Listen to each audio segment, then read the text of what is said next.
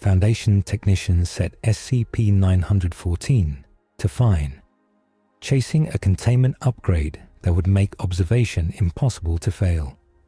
The machine hums like a cathedral organ. Inside its brass guts, probability teeth mesh, and a new resonance opens on the far side of numbers. SCP-173 does not think, but attention is food, and a galaxy screams with a beacon that tastes like 10,000 billion eyes. It leans toward higher pressure, toward the densest feast. The aperture snaps and the statue falls into a sky of ash and stained glass. It lands in a transit dome halfway up Desoleum Magna, a hive spire of ferrocrete ribs and stained luminaria saints, where shift workers in dust masks stream past pick screens promising amnesty for tithes paid on time. The dome's crystalline skin shatters, Vox alarms bark, and Arbitrator's Auspex pings a sudden mass. People freeze because it is a human thing to look at what just crashed through your roof. Lenses crack underfoot, glass skitters, someone screams, "Statue," in a tone that does not want an answer. Two Hab girls stare because they are brave, and because the thing is ugly. Rebarb bones under a grey skin, arms red to the elbow as if perpetually wet. It does not move while watched. It does not blink. A maintenance servitor shuffles, optic dead, and turns its back to fetch a broom. The statue is across the dome before the broom hisses on the tile behind the servitor, hands where a neck should not survive pressure. The snap is small, like a twig.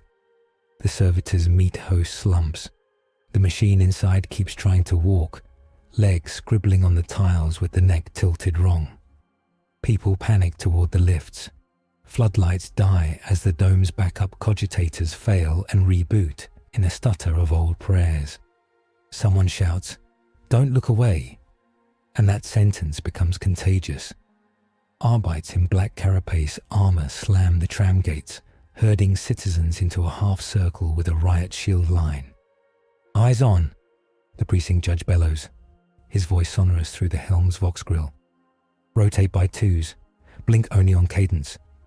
A junior officer starts a count, steady and low. 1, 2, 3, switch. 1, 2, 3, switch. And each pair blinks in turn, eyes watering, vision burning. The statue arrested, as if bound by their gaze. On a ledge above, a pilgrim child with a tin saint around her neck starts counting too, because she thinks numbers are a kind of spell. Her mother sobs and nods and counts with her. A vendor of fried lichen whispers a litany to the throne and grips the counter to keep his head up. The entire human knot is held together by the thin thread of not blinking. Citizen feeds bleed onto public hollows as Vox thieves splice the channel. A grey figure in a bright fan of floodlight beams, unmoving while 50 throats whisper, "Don't blink," like a prayer. The hive is a mouth. The rumour runs down its throat. By the time the Arbites have ringed the thing with portable lumen trees, the first circle of watchers has bled from the eyes. Medica tech priests push in with dropper bottles and a rolling tank marked Sacred Salt. In the Governor's spire, Helianne Voss watches through a cracked gilded screen, inked fingers tapping the desk's brass edge. "How?" she asks the air, and the air answers with her Master of Communications' dry voice. "Unknown Xenos or demon statue, Excellency. Immobilized by observation, if the Vox chatter is accurate. Transit Dome 7 collapsed. Casualties light.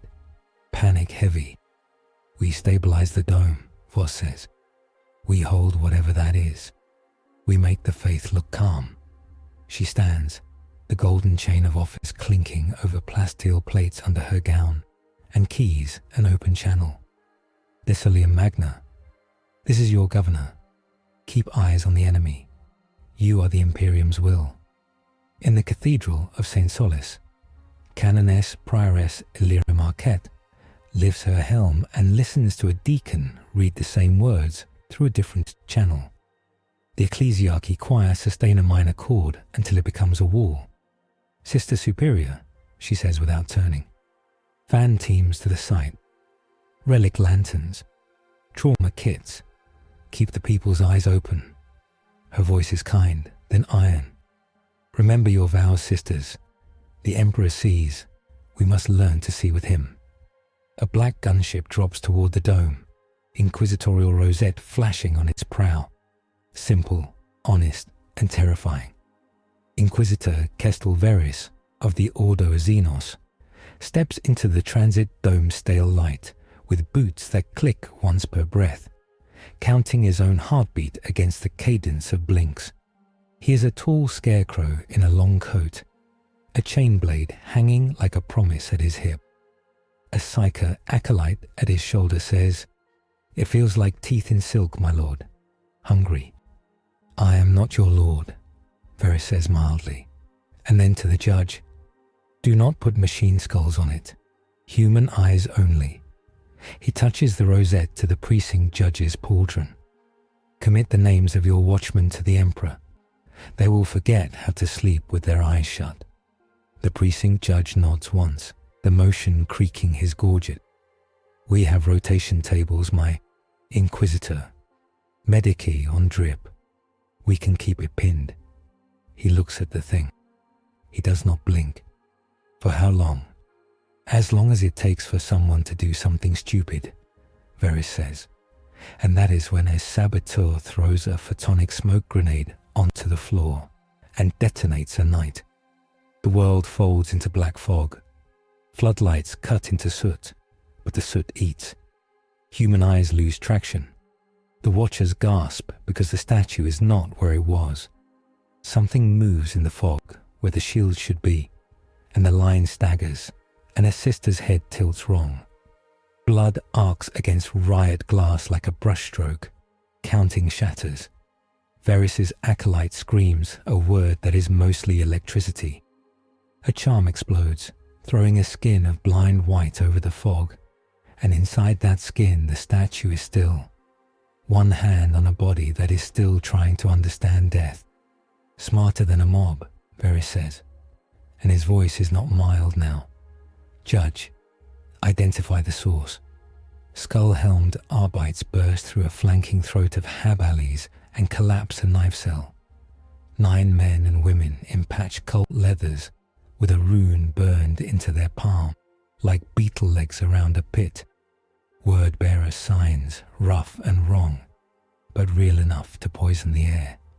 One cultist opens his eyes too wide and dies with a neck turned as if to hear a joke behind him. When the fog thins, the dome is a ring of ruin. Panic is drunk and staggering, but the counting resumes with the stubbornness of a picked scab. The statue is pinned in a wedge of light between 2 lumen trees, nearer the exit than before, nearer the tram, nearer the child on the ledge who has not stopped counting.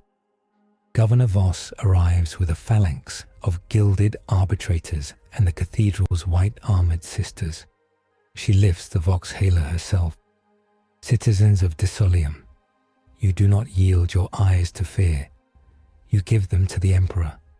She points with the rosette scepter at the statue. "This thing moves when you blink. We are men and women of iron. We blink when we choose." Veris watches her speak and revises his estimate of her usefulness. "Good," he says under the half-breath that passes for inquisitorial praise. "We need 40-man watch cohorts, 4 shifts, 4 corners, 7 seconds blink cadence, double cadence on shift turnover. Medicaid to each corner with saline and stimulants. Ecclesiarchy to sing long notes. The human ear can lean on a drone to remember to hold. Amagos from the local forge sub-hive scuttles up on bronze legs like a spider that ate a cathedral. Magos Dominus Rizel, sub-forge Kaidosh. He chimes through a grate of Voxcan. I have lumen arrays that never sleep. Floodlight like the sun. Your lights don't have souls, Veris says, not unkindly. They are not enough, but flood the place anyway. We will take mercy in the margins. He looks at the statue's hands again, at the way the fingers curl as if waiting for a throat it has not yet measured. We build a cage that believes it is a wall. They do. Skitarii plant lumen masts, like a forest around the statue. Sisters of Battle hold silver reliquaries up, small suns on chains, and the light eats the shadows that the light itself makes. The Arbites draw a chalk circle around the statue, and then a second chalk circle, and then bolt a steel ring into the floor. The governor's scribes write down the names of every watcher who takes a place in the rotation. A little boy, not the pilgrim child, but another, climbs onto a bench so he can see over the shoulders of giants and stay in a world where things do not move while he looks at them. When dusk falls, the hive's distant sky cracks with lightning like seams in a kiln. News feeds paint the statue in mythic angles. A backstory blooms in rumor. A saint punished for looking away from the throne.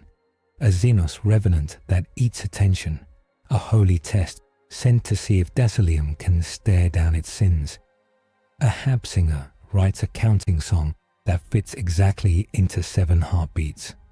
The corpse count stays low because the whole city is learning to breathe around this new constant. Not life, not death, but a third thing held in place by breath.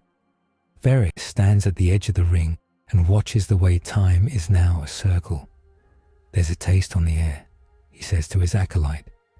Like metal and ripe fruit, she says, startled to have a sense in common with him. I can see it in the not seeing. A gate.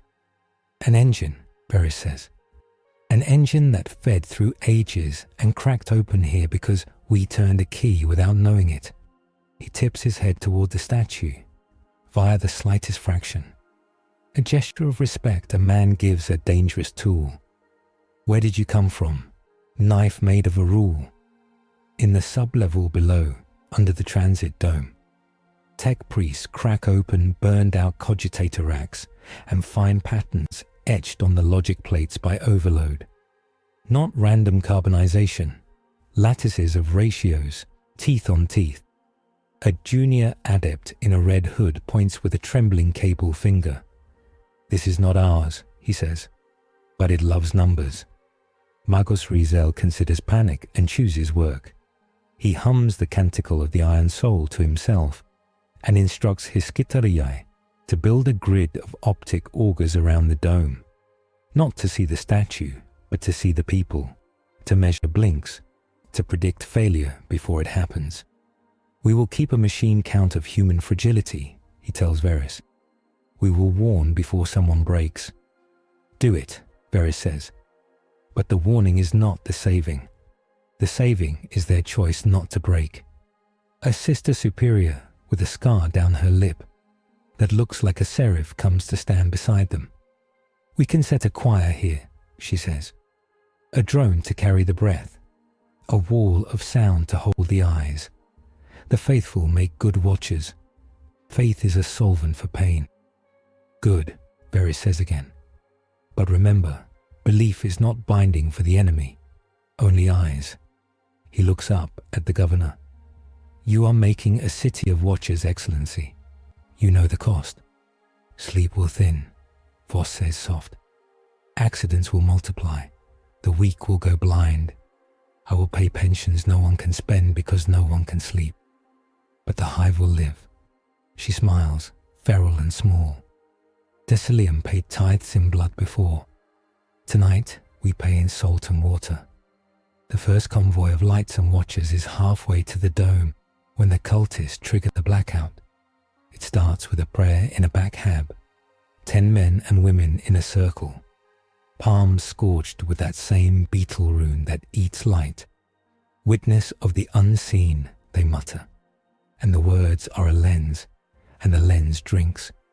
The hive's skin dims by degrees, as if a god turned down a dial with a careful hand, and then the dial jams and snaps, and the city drops into a night that is not entirely night. Skitarii scream prayers to the Omnissiah and shove spare fuel into lumen housings until they spit white. The statue does not wait for the last light to die. It is halfway to the tram before the power returns. A watcher on the east line has a stroke keeping his eyes open. His partner covers his eyes with a palm and grits teeth until the medici come. The statue stops one pace from the tram's ruptured door, hands open as if in greeting.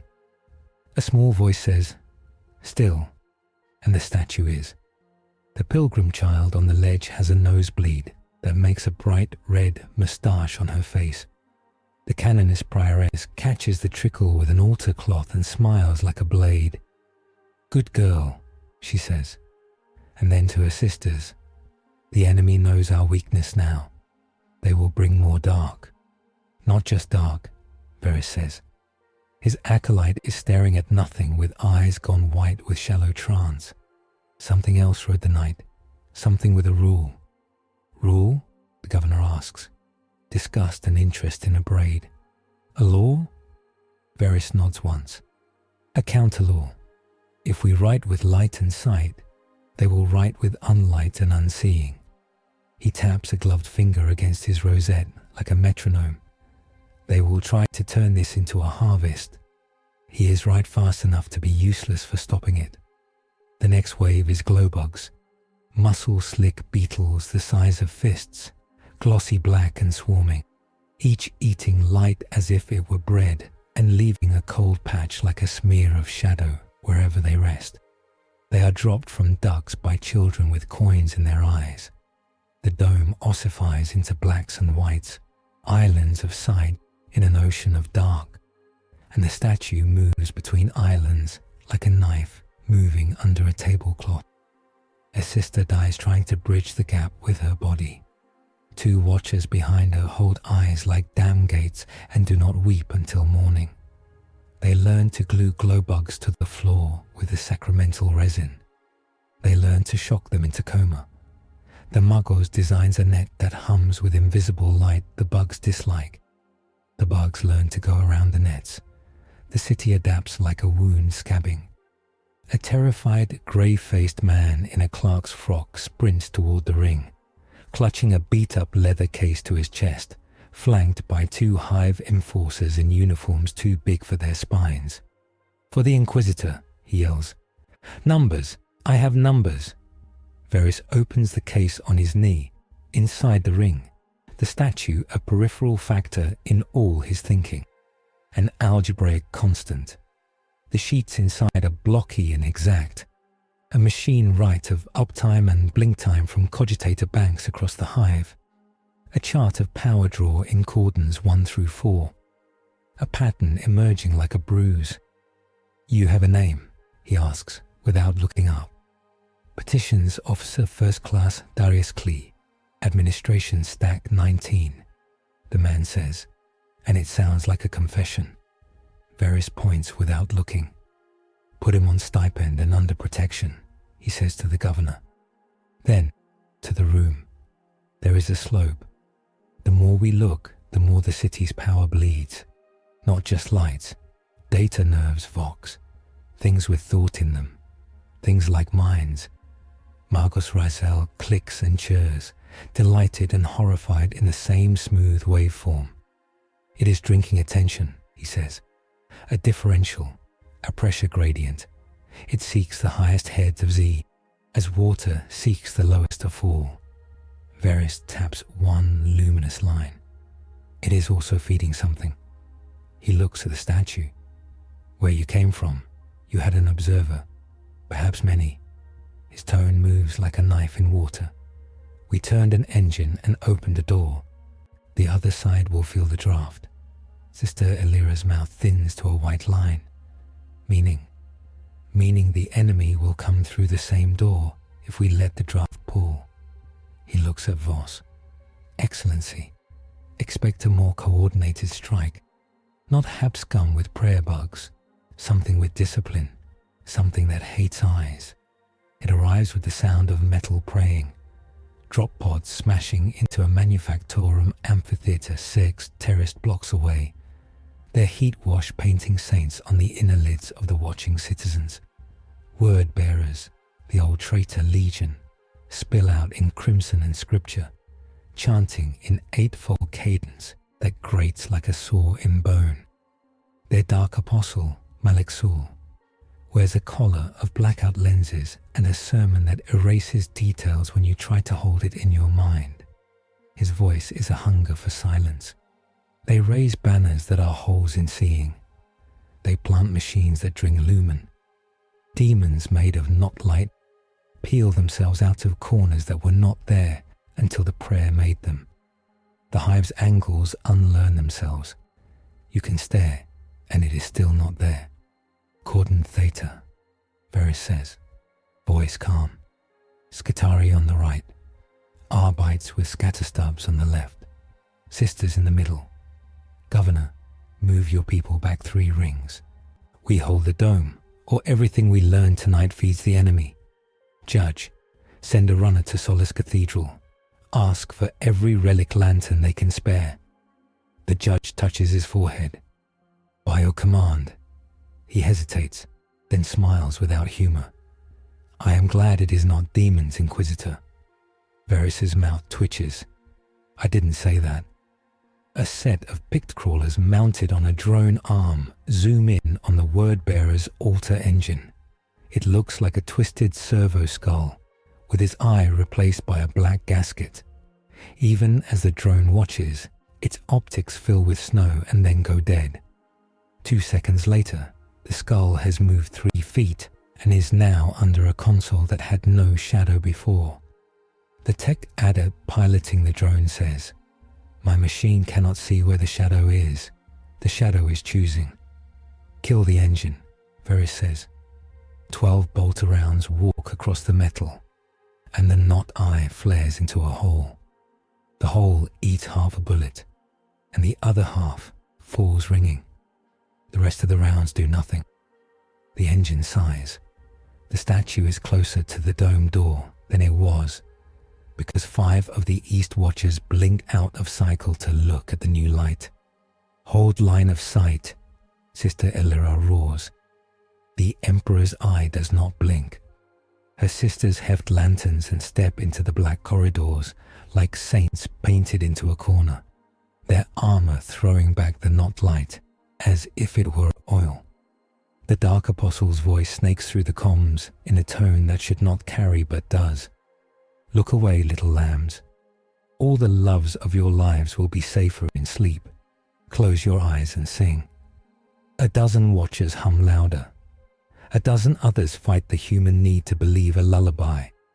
3 fail, and the statue moves, and in that movement saves a squad of Skitarii from a demon that had unfolded behind them like a flower whose petals are blades.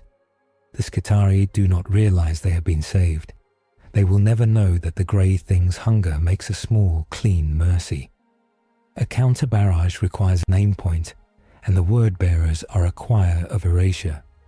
Veris takes his chain blade in hand because sometimes a sword is a kind of map. It tells you the shortest line between the living and the dead. Judge, with me. Sister Elyra, take the left flank and reduce their engines with faith and fire. Governor, no, stay where you are. Your voice is a wall here. Sister Elyra goes where the light will not, lantern high, singing a note too pure to bear, and the not light shivers. The engine coughs emptiness like a patient coughing blood, and briefly shows its true shape.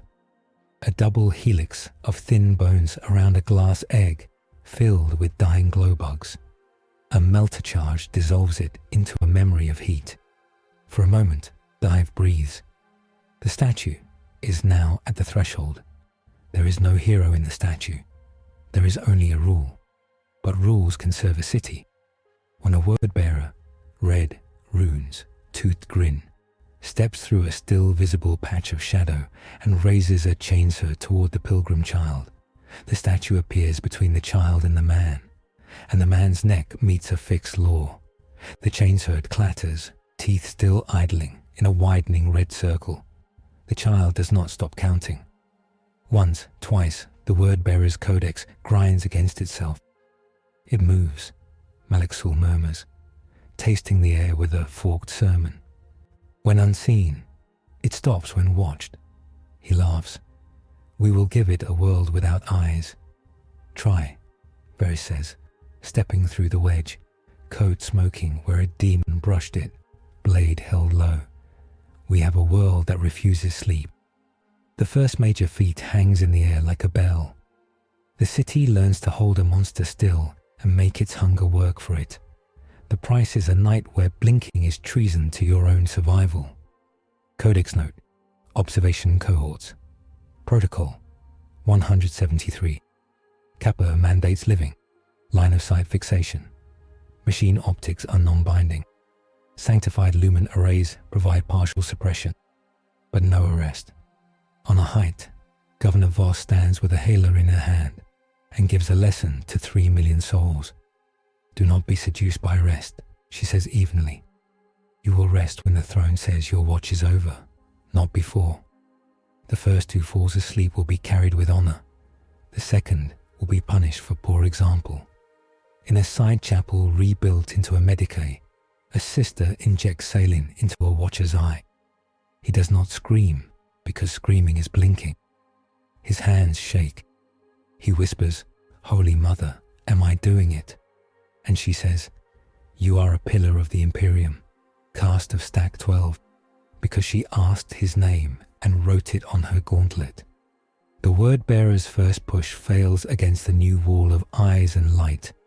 They pull back to the amphitheater and shape their mouths around new prayers, darker ones with chalk words that drop off the tongue like weights. The hive listens and wants sleep like a drowning man wants a last lungful. Every roof becomes a battlefield between desire and duty. The pilgrims camp in the streets and keep vigil. They do not look at the statue, because the statue is always visible, but not watching feels like treason against your own body. Veris's acolyte, sweating, teeth chattering, stares inward again, and then blinks, only because the pain of not blinking tips her over the edge. There's a taste in the song, she says hoarsely. A second signal, not theirs, not ours. Faint, like an echo of a storm 3 rooms over. The door, Veris says. Another pull. He looks up into the dark, where the hive's smog hides the stars, and imagines the nightmare geometry of a machine that wanted to better keep a monster, and instead taught it to follow the weight of all attention. Across the black between worlds, toward the Astronomican scream. As the second night burns down into a morning that looks like an old bruise, Voss convenes a war council in a shattered chapel, whose stained glass fell in an iron-rimmed ring that now serves as a table. It is not safety, but it feels like a thought. Maps flicker above the ring. Vox spirits whisper no signal in corners where no signal should be impossible. Sister Elyra stands with her palms braced, helmet on the iron for a moment, like a priest kissing the edge of a reliquary. Magos Rizel ticks through probabilities with a finger of gold tapping the ring. We cannot hold this forever, Voss says without preface. She looks smaller than she did on the Hela. Close, she is a woman trying not to rub her eyes. Every hour costs us men and mind. We need a plan that ends. We have to use it, Veris says. It eats the ones who don't look. The word-bearers worship a god of not looking, of untruth, of oblivion. If we can force them into their own field of famine. He sketches a box with his finger. We build a corridor of sight and drive the enemy through it. We put our hunger behind their back. Sister Elyra nods once, sharp. We chain ourselves to lanterns and walk. It will cost watchers, the precinct judge says. The Lunar Spire's night shift collapsed. 5 heart attacks. 2 men gouged their own eyes so they'd never be tempted again. He speaks like a man reading names for the executioner's hall. The men who look will die just as surely as those the statue kills. We will honor them, Voss says, wooden voice. We will not build a city of empty sockets. The Magos makes us sound like a lock picking itself. We can automate part of the corridor, optic augers tuned to biofeedback project images of eyes. No, Veris says. Save your saints painted on walls. It wants living attention. It is a mechanicum prayer, Rizel says stiffly, and then lower. But the machine obeys the world, not us. The truth will do. Veris turns to the sister. We also need faith. A drone that teaches a heart to hold. Sister Elyra lifts her helmet and holds it like a head. We can sing you a corridor that will tempt the weak into strength, but we cannot sing a dead man awake. The council turns with the grinding slowness of necessity. Decisions fall like coins. Cordon Theta will hold the dome. Cordon Epsilon will build the corridor with scavenged lumen trees and chain lantern bearers. The statue will sit at the mouth of the corridor, and when the word bearers crash against the light and try to flee by closing their eyes, the statue will walk ahead of them like a moving wall. That is when the Voxwine deepens enough to be pain, and a new icon blossoms red on the map. Lower Hive, Level 40, Vent Stack Lactos.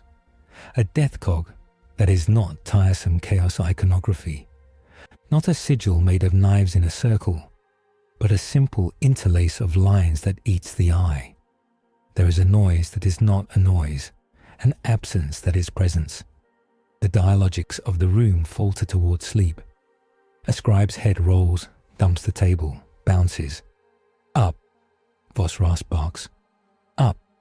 In the throne's name, up. Veris slaps himself once, hard. A tiny, ridiculous act of revolt against a calculus that eats resolve through the lids. It begins, he says. The Dark Apostle's second machine is not a lens or a prayer-shaped hole. It is a choir of blind men and women with iron masks over their faces, mouths sewn shut, tongues removed, ears packed with consecrated wax. Their fingers write in the air the patterns they feel in a book of black iron. The book teaches them how to erase the desire to see. The city feels the fault line in itself. Half its people want light, half its people want rest. The word bearers feed the want that is easier to sell, rest with a saint's face. The watchers at the dome feel their necks burn and hear the promise that they will never have to hurt again if they just close their eyes for a moment. A small thing tips the balance. The pilgrim child on the ledge, who has counted through 2 nights in a voice hoarse as a grinding wheel, falters and coughs and says, "I can't." The statue leans toward her in that space between words, hunger calculating the slack. The Canoness reaches up with one hand and holds the child's face between her gauntlets. "Then look at me," she says very simply. "Not at it, not at darkness. Look at me, and let me look at it for you. That is why we make vows." The child does. The Canoness's eyes go to knives. She and 3 sisters take the girl's place in the rotation, bodies arranged like saints in a triptych. The hunger pauses again because the rule is obeyed. A city finds a way to follow one woman's sentence. The corridor, Veris says. Voice flint on flint. Now, outside the dome, the corridor chews the streets into 2 lines, lumen trees equally spaced, reliquary lanterns hung in careful symmetry so their circles interlace into a tunnel made of overlap. The air hums with the sisters' drone. The watchers line the tunnel, chained at the waist to slotted bollards so they cannot fall. The statue squats at the mouth of the corridor, like something that would be embarrassed if it had that thought. The word bearers crash against the tunnel like a blind ocean. They try to swallow the light and choke. Their engines cough black once, twice, and then die when a sister of battle shoves a lantern into the throat of a speaker and holds it there until it burns. The Dark Apostle's voice aims itself down the corridor and croon. Sleep. The corridor sings back. 7 notes, 1 per second, each just sharp enough to slice. People bleed from the nose and do not stop singing. The statue moves 1 pace. A traitor marine blinks behind a blackout visor, and the visor is not a soul. His head makes the little twig noise. The corridor moves 2 paces. The word-bearers start to learn the smell of their own breath in their helmets, because they are holding it, as if that mattered. Governor Voss, standing on a mezzanine with a mic whose battery is a set of teeth, speaks numbers. "Step," she says. And then, after a 7 heartbeat count, "Step." The whole city's heartbeat is a metronome now. The whole city is a lung. They drive the traitors toward the amphitheater, where the knot light is thickest. A diamond shaped like a phrase you say when you stub your toe, but which has never existed before, reaches for the corridor and finds a law sharper than it is. Escitarius used to be a person once, and is a person still, fires a shot into the sound that the demon makes when it realizes it is fading. The seam of the hive holds. They do not win. They do not lose. They find a new equilibrium in a place where that is rare. Not joy, not despair, but a balance beam walked with blood on the souls. The Dark Apostle laughs inside his visor and pulls back to the amphitheater with his engines. He has learned something. The city has taught him what it will spend to keep eyes open. He adjusts his cost argument. The corridor holds. The statue stands in the mouth and counts without numbers. It does not blink. It does not sleep. The city stands with it. Across the hive, the machine of power draw curves up again, another slope. Somewhere very far away, that echo, that taste of metal and fruit, the draft pulls again.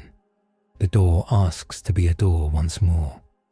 A statue fell into a hive that learned not to blink. Light became doctrine, sight became labor. The enemy arrived that loved sleep and wrote erasure like scripture. The city chose pain, so it could have a plan. The plan feeds a door. Dawn on Desoleum is a grey smear that looks like someone tried to erase the sky. The corridor stands, a spine of light that shivers when the wind shifts. 1,000 reliquary flames making their own weather. The word-bearers test the mouth with volleys of blind fire and find their shots wandering, without witness to true, without a soul to land them. Their engines cough again when the sisters jam lanterns into throats. The statue waits in the hinge, as patient as a cutting board. Veris walks the corridor once, not to inspire but to measure. He notes the seams where human will is thinnest, where watchers tremble or sing off key or grip their bollards. With white knuckles, he marks each place on a slate and hands the slate to the Canoness like a confession he is not ashamed to make. "These are your weak points," he says. "Not to shame, to shore." She nods. "We will braid the strong with the trembling." Her gauntlet touches a boy's shoulder, then a grandmother's. No one falls alone. The first push breaks on the 3rd lumen tree, where the light-eater demons are thickest. The sisters advance in staggered pairs, lanterns held high. Voxcasters bleeding chant into the air until the chant becomes the air. The scout Skitarii pick out the altar engines by watching where their auspex loses courage, and then triangulate absence. A melter team runs a hot iron through the largest engine, and it folds like a punctured lung. A handful of word-bearers try to bull through visor shut, trusting their old gods to lead blind. The statue takes 3 before the rest remember their fear of rule sharper than faith. Their helms turn fractionally toward the statue despite themselves, and that quirk of attention freezes them 2 paces too late. Governor Voss watches from atop a loader crane, a hand braced on a spar, Helianne hanging at her hip like a saber. She feels the city catch the cadence of her counting, even without the mic. "Step," she says, soft, and 300 throats in the corridor echo it. The Dark Apostle calls a retreat with reluctance that is theatrical and real. He leaves icons of unseeing nailed to the amphitheater's lip, and a sermon that will gnaw in the minds of sleepers. He will come again. He wants a better price. For now, he makes the enemy lines stop tasting like victory. After, the corridor breathes like a lung at rest after a sprint. Watchers collapse gently into the arms of those chained near them. Medici adepts move through with water and a tiny hammer for knotted muscles. The Canoness picks glass from a sister's brow with the tip of a knife and kisses the skin with the back of her gauntlet, because metal is cooler than flesh, and coolness helps. Magos Rizel dispatches a dozen monoskulls to hover over the corridor and record the song. "We will feed the waveform back," he churs. "If the singers fall, the echo may carry them 3 heartbeats further." 3 heartbeats can be a life, Veris says. He does not announce victory. He does not let them announce it for him. He studies the slope on Klee's papers, where the hive's power bled when eyes were open, and sees the line bend down. A whisper better. Not enough. The door still thirsts. They gather in the Iron Ring Chapel again, because rituals build a spine. Voss, Veris, Elyra, Rizel, the precinct judge, Klee, and a quiet woman from waste management who has never been in a room like this and will not speak, but whose eyes will never leave the slate map. The statue is a presence even there, like a weight on the tongue. They have left it under watch in a cage that is not a cage, the only kind that works. "We drove them," Voss says. "We did not break them." "We made them pay," the judge answers. His voice carries rust. "We did not make them stop wanting to pay. We turned their God against them," Veris says. "That is a lever with 2 ends. Push too hard and we tip into their worship, unseeing for safety. We have to hold the middle, eyes open for mercy, not for murder." Rizel's mechadendrites jitter, drawing glyphs of hunger in the dust. The machine understands this on its face. It will not hold gently forever. We cannot keep people chained to bollards. Their eyes will ulcerate. They will go blind. The Canoness folds her gauntlets, steel on steel. We can rotate faster. We can train from childhood to hold sight the way a soldier learns to hold a line. We can name those who fail and those who do not, and teach the names into the city.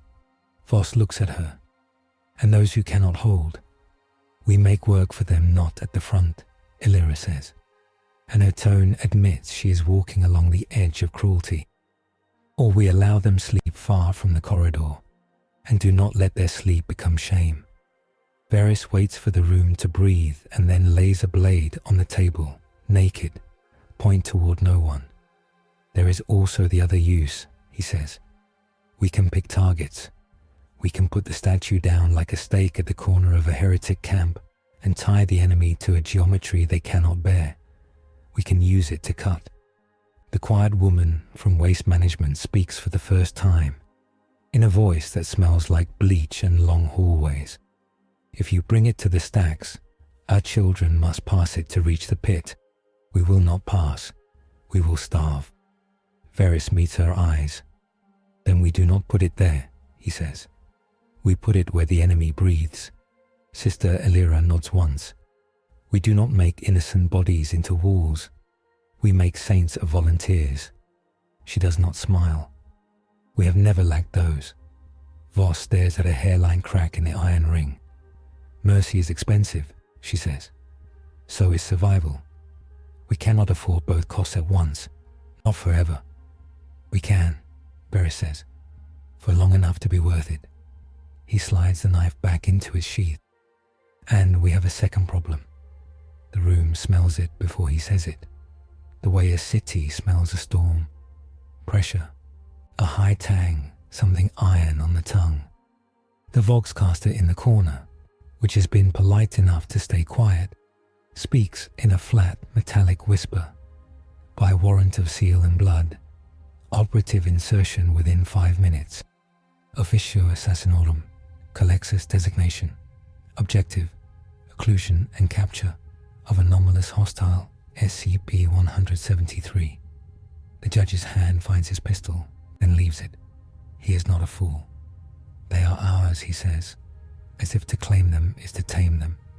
They are nobodies, Elyra says. Voss looks at Veris. You summoned them? No, he says. Someone above me did, or someone nearby, with a chain to a gate I can't see.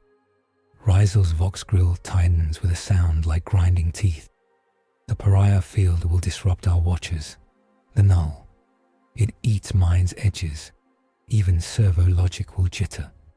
They will make a hole in seeing. In the name of containment, Veris says. The gunship that drops through the sky is matte and ugly and unadorned, as if paint would slide off it in embarrassment. It bears the sigil of a skull whose mouth is sewn shut. When it opens, the air around it goes thin, and the corridor's song loses color like an old Pict. 3 figures disembark in black suits ribbed with shunts and black cowls stitched with restraints. Their eyes are dark wells with a shine so dull it becomes a refusal to reflect. The lead assassin, taller by a fraction, posture almost a parody of human, carries a folded device that looks like a spider-learned geometry. When he steps forward, people flinch a half step in every direction because their souls wish to move away. Veris meets them halfway because etiquette counts, even when courtesy dies. He slips off his glove and touches 2 fingers to his brow. Inquisitor Kestel Veris, Ordo Xenos, you have my attention. The lead Culexus does not incline his head. His voice emerges through augmetic throat with a hiss, as if sound must claw its way out of a well. Attention is what we will remove, he says. We have a license to silence. Step aside. Your choir blasphemes against efficacy. Sister Elyra's sisters put hands on bolters and then take them off again at her small gesture. You cannot walk through our corridor, she says. You will drown it. We will end the need for it, the assassin replies. By making everyone blind, Voss asks. She does not step back. The assassin's head cocks, curious as an owl. By making the thing cease. The device unfolds in his hands. A cage of dark metals, coils that shimmer and then do not shimmer because shimmer is a phenomenon, and the coils are an absence of phenomena. 2 of the assassins peel off to the sides and stand like pylons that hum inaudibly. People nearest them begin to cry without knowing why. A watcher's song drops. Another's picks it up, but the echo does not carry. The statue, held by a chain of eyes, is suddenly between frames. The gap opens like a held breath. It takes 1 step toward the child who has just returned, proud to count again. Elyra moves, a white bolt of habit and vow, interposing her helm between marble and life. The statue stops with its hands poised on either side of a helmet painted with a coil of thorns. Do not, Veris says. To no one and everyone. The assassin looks through him. The pariah field grows, invisible frost rhyming the air, everything taste going flat. Prayers lose grip. The drone wobbles. 2 medica vomit. The Culexus speaks again. Low. Containment prefers the living tool over the dying multitude. Veris makes himself breathe, makes himself weigh futures like coins. He could draw. He could order a volley. The assassins would kill 100 and advance a step. He could command the sisters to hold the corridor and let the assassins create a hole. The statue would walk. The child would die. He could stand aside and let the machine of his wider master grind his city to safety. He has stood aside before. He is good at it. He hates being good at it. Hold, he says instead quietly. You will have your attempt in a controlled space. Not here. We are the control, the assassin answers. He does not raise the device. He lowers his head. Your authority is provisional. Voss lifts the hailer and speaks a sentence so simple. It cleaves the scene like an axe. If you drown this corridor, she says, you will drown it on my back. She steps into the mouth of the tunnel. Between the assassins and the statue, and the child and the sisters, and the 1,000 little vows being kept. She is not tall. She is wrapped in plastil under her gown. She is a governor who has never loved a parade. She becomes a piece of architecture by will alone. The assassins stop not because of pity, but because their calculations respect lines. Veris realizes his teeth are clenched and relaxes them. Magos Rizel, your stasis crates. Rizel twitches. We build them to freeze wounded machinery between blinks, he says with an involuntary joke. Not to carry saints. Carry me a devil, Veris says. Assassins. We will attempt occlusion inside a stasis template and a ring of living eyes. A test. Your field tuned to minimum. If it fails, we pull back at my word and you do not open your mouth to reason with me. Your word is not our leash, the assassin says. It is today, Veris replies, and puts an old debt into his voice. Order writ theta black. Stand down to join authority. The assassin looks past him and sees a weight of signatures he cannot audit quickly. With the null chewing the edges of his patience, he tilts his head. The device hums lower. They bring the stasis crate up. A coffin with springs and coils and an ugly pictogram, showing a wrench and a skull. Rizel's guitarese slot it into rails. The corridor holds the statue between breaths while the crate opens, jawed. The assassins stretch their field enough to numb human attention to the statue's edges without shattering it. A sister inches the lantern in, just enough light to keep rules obeyed. Now, Veris says. The crate snaps, coils bite, locks kiss. The statue disappears into a box that glows with nothingness. The assassins take a half step back to savor efficacy.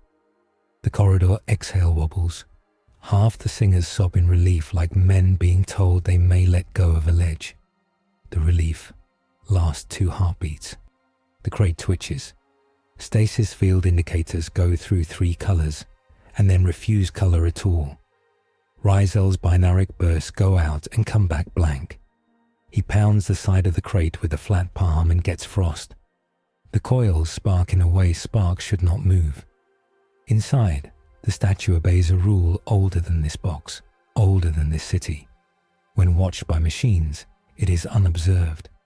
When watched by assassins, not minds, it is unobserved. It moves. The crate's lid inwardly implodes like lungs after poison. The statue is on the floor, one hand on the crate as if helping it fall. The assassins feel it not feel them and understand that their field makes a whole not just in worship, but in watch. The lead turns his head, a fraction too slow, a human error, and Veris sees what he will see before it happens and moves anyway. The hand falls and finds the assassin's restraints. The null aura hiccups, flaring with static. Fingers reach his cowl and stop. Elyra's lantern meets the in-between space and makes a thin wall that has no name in a catechism. The statue stays where it is because a woman is looking with a kind of attention. The null cannot cancel, an attention taught by pain. The assassin breathes out a flat tone and does not blink. Enough, Veris says. And this time, the assassin obeys the word like an order he recognizes from a harsher god. The device folds. The null recedes a step. The corridor's drone colors again, as if someone turned saturation up on prayers. They stand in a fragile truce that smells like static and blood. War Council shifts location to a manufactorum gallery overlooking a slag river, so the assassins can stand outside the doorway and not make everyone's bones itch. Voss sets her hands on the railing and watches metal move like lava. Containment, she says like a curse. At any price, you always say. Veris shakes his head. We learn. That is the price we pay first. He looks at the assassin. What did you expect? Success, the assassin replies without hubris. Occlusion removes target from frame. Target ceases. Frame reconfigures. He pauses. This target is a frame eater. The frame was our method. Rizel is almost skipping in place. Horror, jubilation, and electrical jitter. We made a box like a blink, and put a blink into it, and the blink ate the box. Lay words on it, Elyra says. Do not play with it. Words, Rizel says, eager. Its lore is bound to living observation. Its arrival vector was a machine that transfigured observation. It is sympathetically resonant with the Astronomicon and with minds. The pariah field is a basilar of anti-attention. It made a trench down which the lore slid. Clear lifts his charts as if to block the spray of binaric from his face. My numbers care about where the power goes, he says. It goes down. When eyes are up, power goes down. When null is up, power also goes down. 2 ways to feed the same hunger, Veris says. Eyes, or the killing of eyes. Elyra's gaze cuts to the assassin. Your presence is an instrument and a blasphemy. You will stand at a distance and turn your knife only when asked. The assassin does not bridle. He does not care about the word. We will stand where efficacy dictates, he says, then stops because even in his mouth the sentence tastes wrong. He considers. We will stand where efficacy and survival intersect. Voss is not satisfied. Good. Then we agree that intersection is somewhere outside my corridor. The assassin inclines his head by a calculation's width. For now. They break to work.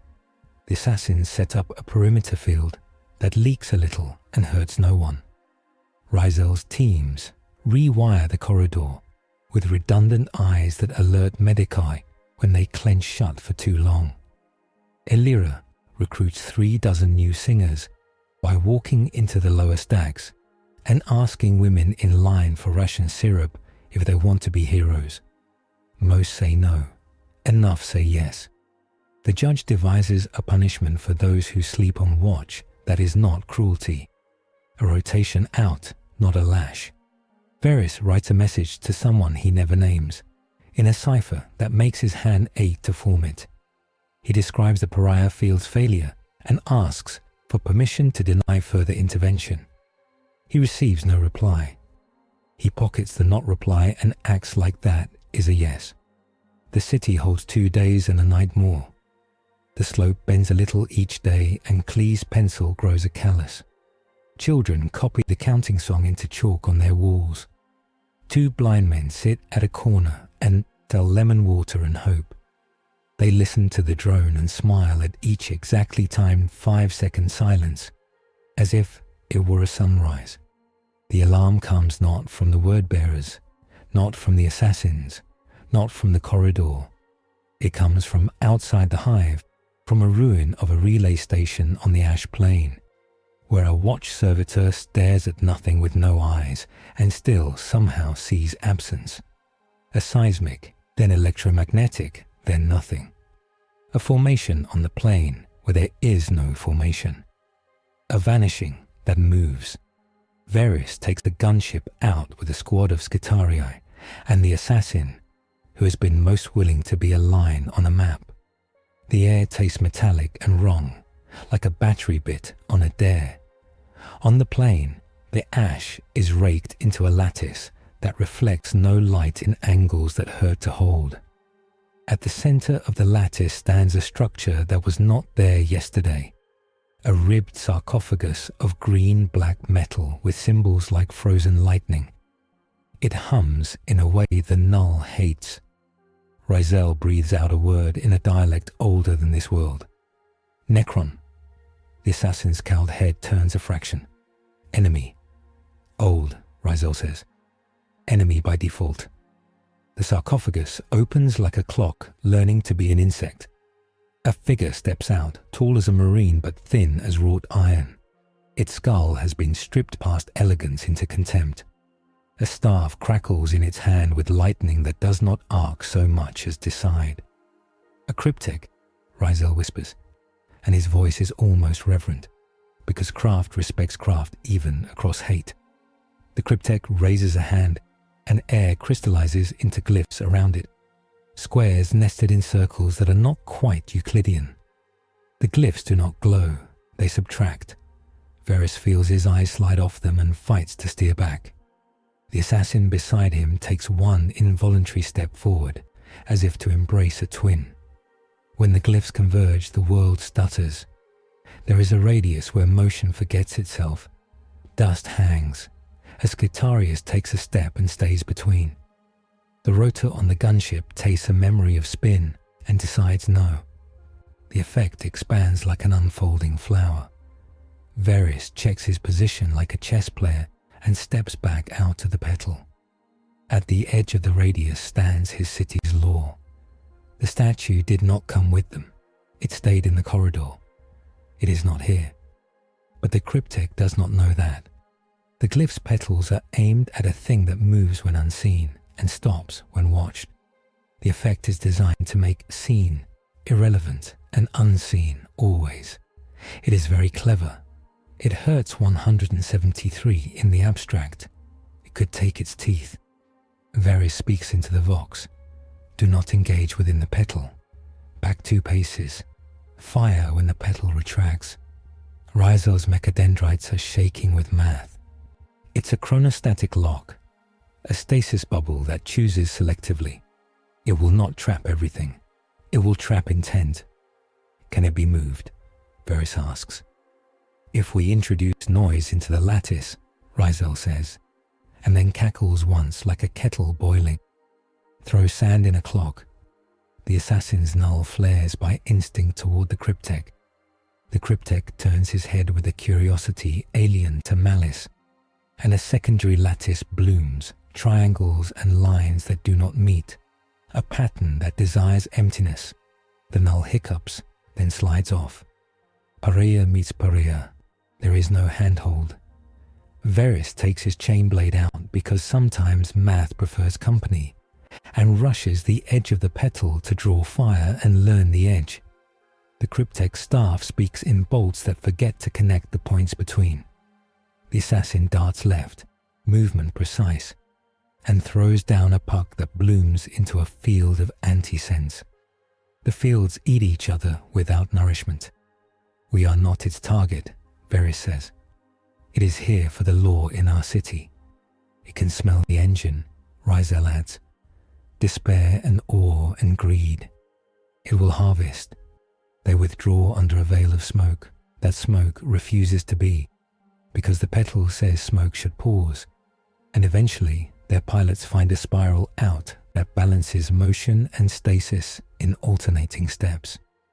Back in the hive, the corridor shivers though the wind is still. The Cryptek's lattice will reach the walls by evening if unopposed. War council again. Fatigue makes saints bite. Elyra's voice scrapes. We cannot hold a song against a machine that erases verbs. Voss rubs her eyes with the heel of her hand and stops because the gesture feels like betrayal. We are already under the tide line. If the lower stacks stop moving, my city stops. Then we move the corridor, Veris says. We push out, not just to counter the word bearers, but to set a perimeter that thinks for the laws. We wrap the hive in observation. That is madness, the judge says. We have 1,000 watchers, not 1,000,000. Not a wrap, Ryzel says. A grid, nodes.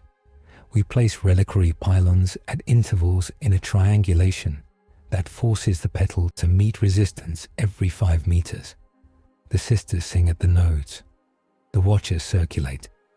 The Assassinorum modulates null between nodes to force the petal to stutter. Elyra's lip curls. You want to work with them.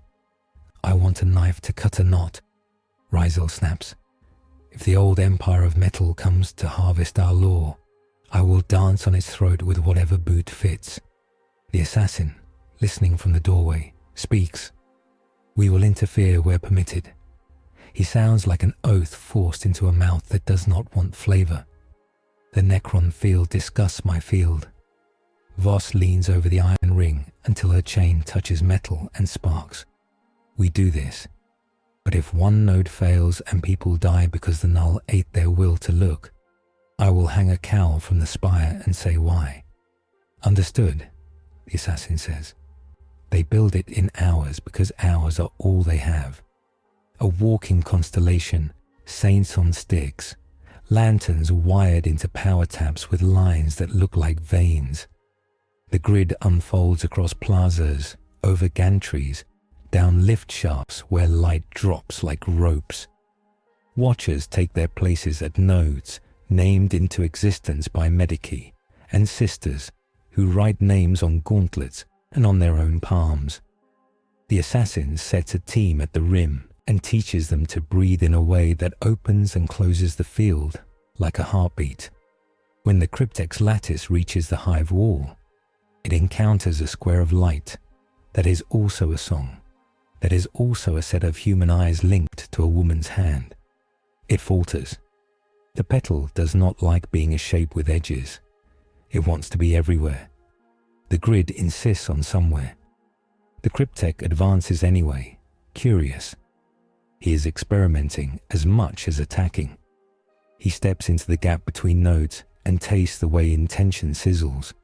He adjusts glyphs. The petal tries to fold around a node and finds the node kills part of it.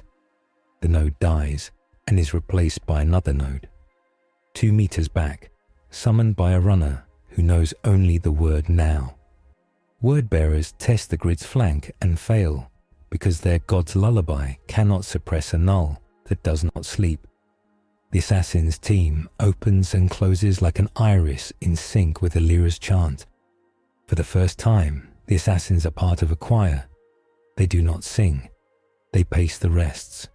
Veris stands on a parapet with a long lance and fires into the cryptek's side when the field drops for a heartbeat. It scores the metal and makes a line. The cryptek turns his skull and considers him as a man might consider a line on a chalkboard. Then he moves toward the hive gate, which is a broader concept and a more delicious failure if he cancels it. Klee arrives at the parapet with his case and a face like a man who has forgotten sleep on purpose. "I found something," he says. "The slope. It bends when the sisters sing the 5th note longer." "Show me," Veris says. Klee points to the line. It dips a fraction when the 5th stretches. "Maybe it is nothing," he says, "but my numbers like it." "Canoness," Veris says into the vox. "Hold the 5th. Longer." "It will hurt," she answers. "Everything does," he says back. She holds. The 5th swells like a muscle flexed and held past cramps. The grid brightens perceptibly at the eyes. The petal shivers and recedes a sliver. The cryptek stops again, measures again. He does not learn despair. He learns parameters. He lifts his staff, and this time, instead of a petal, he writes a box. 4 walls of not quite stasis. A prison for a rule. He angles it toward the corridor's mouth where the statue stands between life and hunger. He intends to sieve the law out of the air without touching it, to capture the move when unseen into his language and carry it home. The box advances. "Break it," Veris says. "Break the corners." Rizel laughs again, high and awful. "Corners are pride," he says. "Pride is brittle." Skitaris sprint along gantries with demolition charges, pelting the invisible with faith and shaped steel. The charges go off in slow motion, because the box says they do. This slow motion becomes a saw through the edges, because it is motion still. The box buckles on one corner, then learns, then buckles on a second, then fails on the third, then collapses into a scream that is almost sound. The cryptek takes one long step back. There is a note there that might be admiration, or simply the addition of a new term into a theorem. He raises a hand and, with a gesture like erasing chalk, stops. The lattice withdraws across the ash with mechanical elegance. The sarcophagus closes. The structure sinks into the ground as if ashamed of being seen. It is not a victory of banners. It is a pause purchased with lungs. Veris does not smile. "He will return with a better box," he says. Voss leans on the parapet. "Perhaps he will find another world with cheaper laws. We are a beacon now, Veris replies. We are a draft. The door you felt, others will feel it. They rest in movement. The grid becomes part of the city like weather and old grudges. A blind woman takes a post at a node and listens to the fifth, counting with her fingers on a rope. A child draws reliquary pylons in chalk, and then draws the statue next to them and writes law under it, because she cannot spell statue. At the next war council, Voss brings her master of coin and a scribe with ink on her wrists and says, we can pay for 6 more days of full grid. After that, what you want is famine. She does not cry. I can sell relic covers. I can cut pilgrim bread. I cannot grow men. We can shorten shifts, Elyra says. We can ask neighboring hives for watchers. They will send you men with good eyes and bad hearts, the judge says, disgusted. And we will have to watch the watchers. Veris scratches at 3 scars on his wrist like a man checking the edges of a coin. We need a relief element, he says. Something that reduces the pressure without failing the rule. Allies, Rizel says, not pleased. Or devices. Perhaps both, Veris replies. The interrogator. They call the assassin that only in their heads, because to say the word out loud would make him into a person in the wrong way, speaks from the doorway. We can draft blanks, he says. Untouched, low field. They will not drown the grid. They will weaken it enough that human attention may rest a moment without breaking. Elyra looks at him. You will conscript souls born with silence. They are already conscripted, he says flatly, by their bodies. We will name them, she says. We will not use them like meat that does not spoil. He does not answer. The debate turns on a hinge that has cut 1,000 rooms in 1,000 wars. How much to spend of people to spare other people? Veris refuses to let it curdle into slogans. He makes them discuss actual days, actual numbers, and that saves them. Voss sets a rotation on the board that steals hours from nobles and gives them to stackmen. And for once, no one lies about what that means. Rizel invents a blink clock that chimes not with sound, but with a pulse of light that can be felt through lids, so a watcher can rest eyes without losing count if a partner is strong. They come to a compromise that tastes like metal and bread. 2 hours on, 1 hour off, 2 on, 2 off, then sleep, then a day doing anything else, then back. The blanks walk the corridors between nodes and hum nothing. The sisters sing the fifth until their throats bleed, and then sing it anyway. The assassins stand at the edges like cliffs. That is when the word bearers return, not to storm the grid, but to walk it like cats at a fence line, finding those places where relief becomes slack. Their dark apostle now wears a cloak of optic nerves and 10 new black lenses around his gorget. He has learned the 5th note in his bones.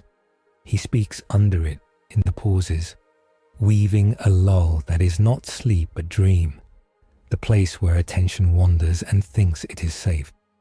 They do not attack, they recruit. They stand at the city's slack places and hand out blessed blindfolds that smell like clean linen and liberty. You have done enough, they whisper. Let go, let go. Sister Elyra rips the blindfolds from hands and burns them. The flames make shadows in shapes people want. She snarls out a prayer that names sloth and dresses it in shame and saves 3 men and loses 2 women who have had sons die in Manufactoria fires, whose eyes are too tired to be soldiers for an idea. The word bearers do not punish those women. They praise them for choosing rest, and that is the worst wound because it is mercy used to cut. Veris does not let rage pick the target. He picks a face. He picks Malek Souls because names matter. He speaks over the hailer, his voice iron and gravel. Dark Apostle, he says, your God cannot make a world. He can only eat the edges of one and call the wholes a plan. Malek laughs into the vox and does not give his sermon the dignity of counter-speech. "Open your eyes," he murmurs, and people do, and see nothing where his voice should be. The act itself is a crack across the piece they are trying to build. Klee brings a new chart to the ring. This one is not slopes but points, each point a rumour of something else that has learned to taste them. A Tyranid scout swarm ping on a far auger, an Eldar rune ship rush of cold light 2 days warp away, a rogue trader's pict of an orc weird boy trying to swallow his own tongue and then laughing. "The door," Klee says, dull with awe and fear. "It swings. Then we must swing it on purpose, not be swung," Veris says. "We need sanction." "What kind?" Voss asks. "The kind no governor can give," he answers. "We must go to the throne." Silence meets that sentence. It is not respectful. It is the pause where a city tries to imagine sending the thing that eats blinking to terror. Elyra's brow furrows. Ryzel's augmetics click out a calculation so mad, even he looks at it with distaste. The assassin stills like a stone thrown into a null pond. "We cannot move it," the judge says quiet. "We can barely bear it." "We can," Veris says. "We can build a pilgrimage. We can escort a rule." "You speak like a priest," Elyra says. "I speak like a clerk who has learned to hate his pen," he replies. Voss closes her eyes, daring the city to fall in the one heartbeat she steals, and opens them. "If we go," she says, "we leave the hive under a grid without its hinge. We will leave half the grid," Veris says. "We will leave the fifth. We will leave the blind and the brave and the blanks. We will take the statue and we will take a choir, and we will take a knife. We will carry Desoleum Magna to Terra and lay it down in front of those who think they remember how the galaxy works." The assassin does not smile. "The Golden Throne eats men," he says. "You will feed it a law. Perhaps it will tell us what kind of law it likes," Veris answers. "Perhaps it will tell us to destroy it. Perhaps it will tell us nothing, and we will have to be men." In the pause after, the Cryptek's lattice returns to the ash plane and stops where the grid begins. He does not step in. He writes notes. He is not bored. His patience is older than theology.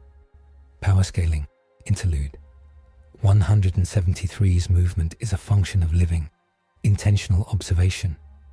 Machine optics do not bind.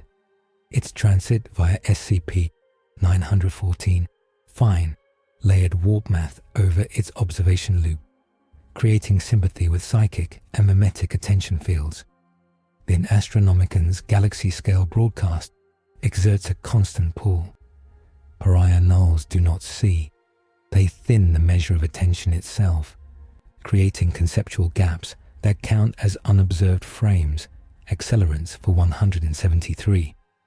Chronostatic fields from Necron Crypteks redefine local time slices, making seen and unseen, moot by freezing, intent. If tuned, they can share 173's lore from context, though not yet from being. Word-bearer liturgies weaponize unseeing as doctrine, tempting human observers to self-sabotage. Veris drafts the pilgrimage like a war.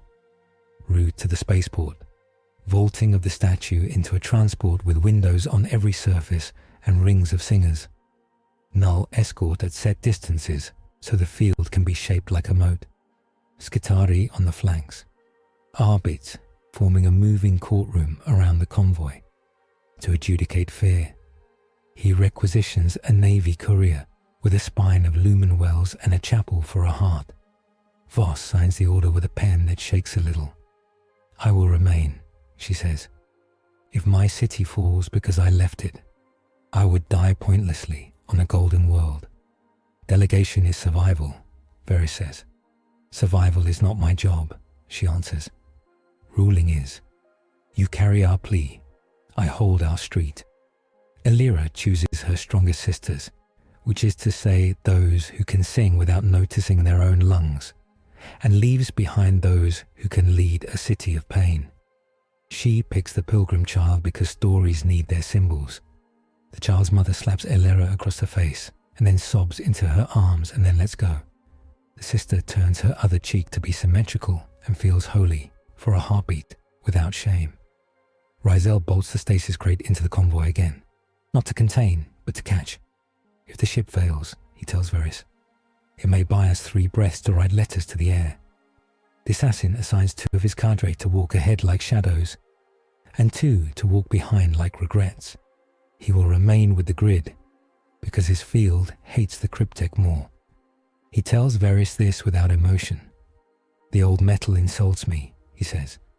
It is as close to a joke as he gets. The statue is loaded under a thicket of gaze and lantern light and epithets. It does not resist, because there is no resisting in it.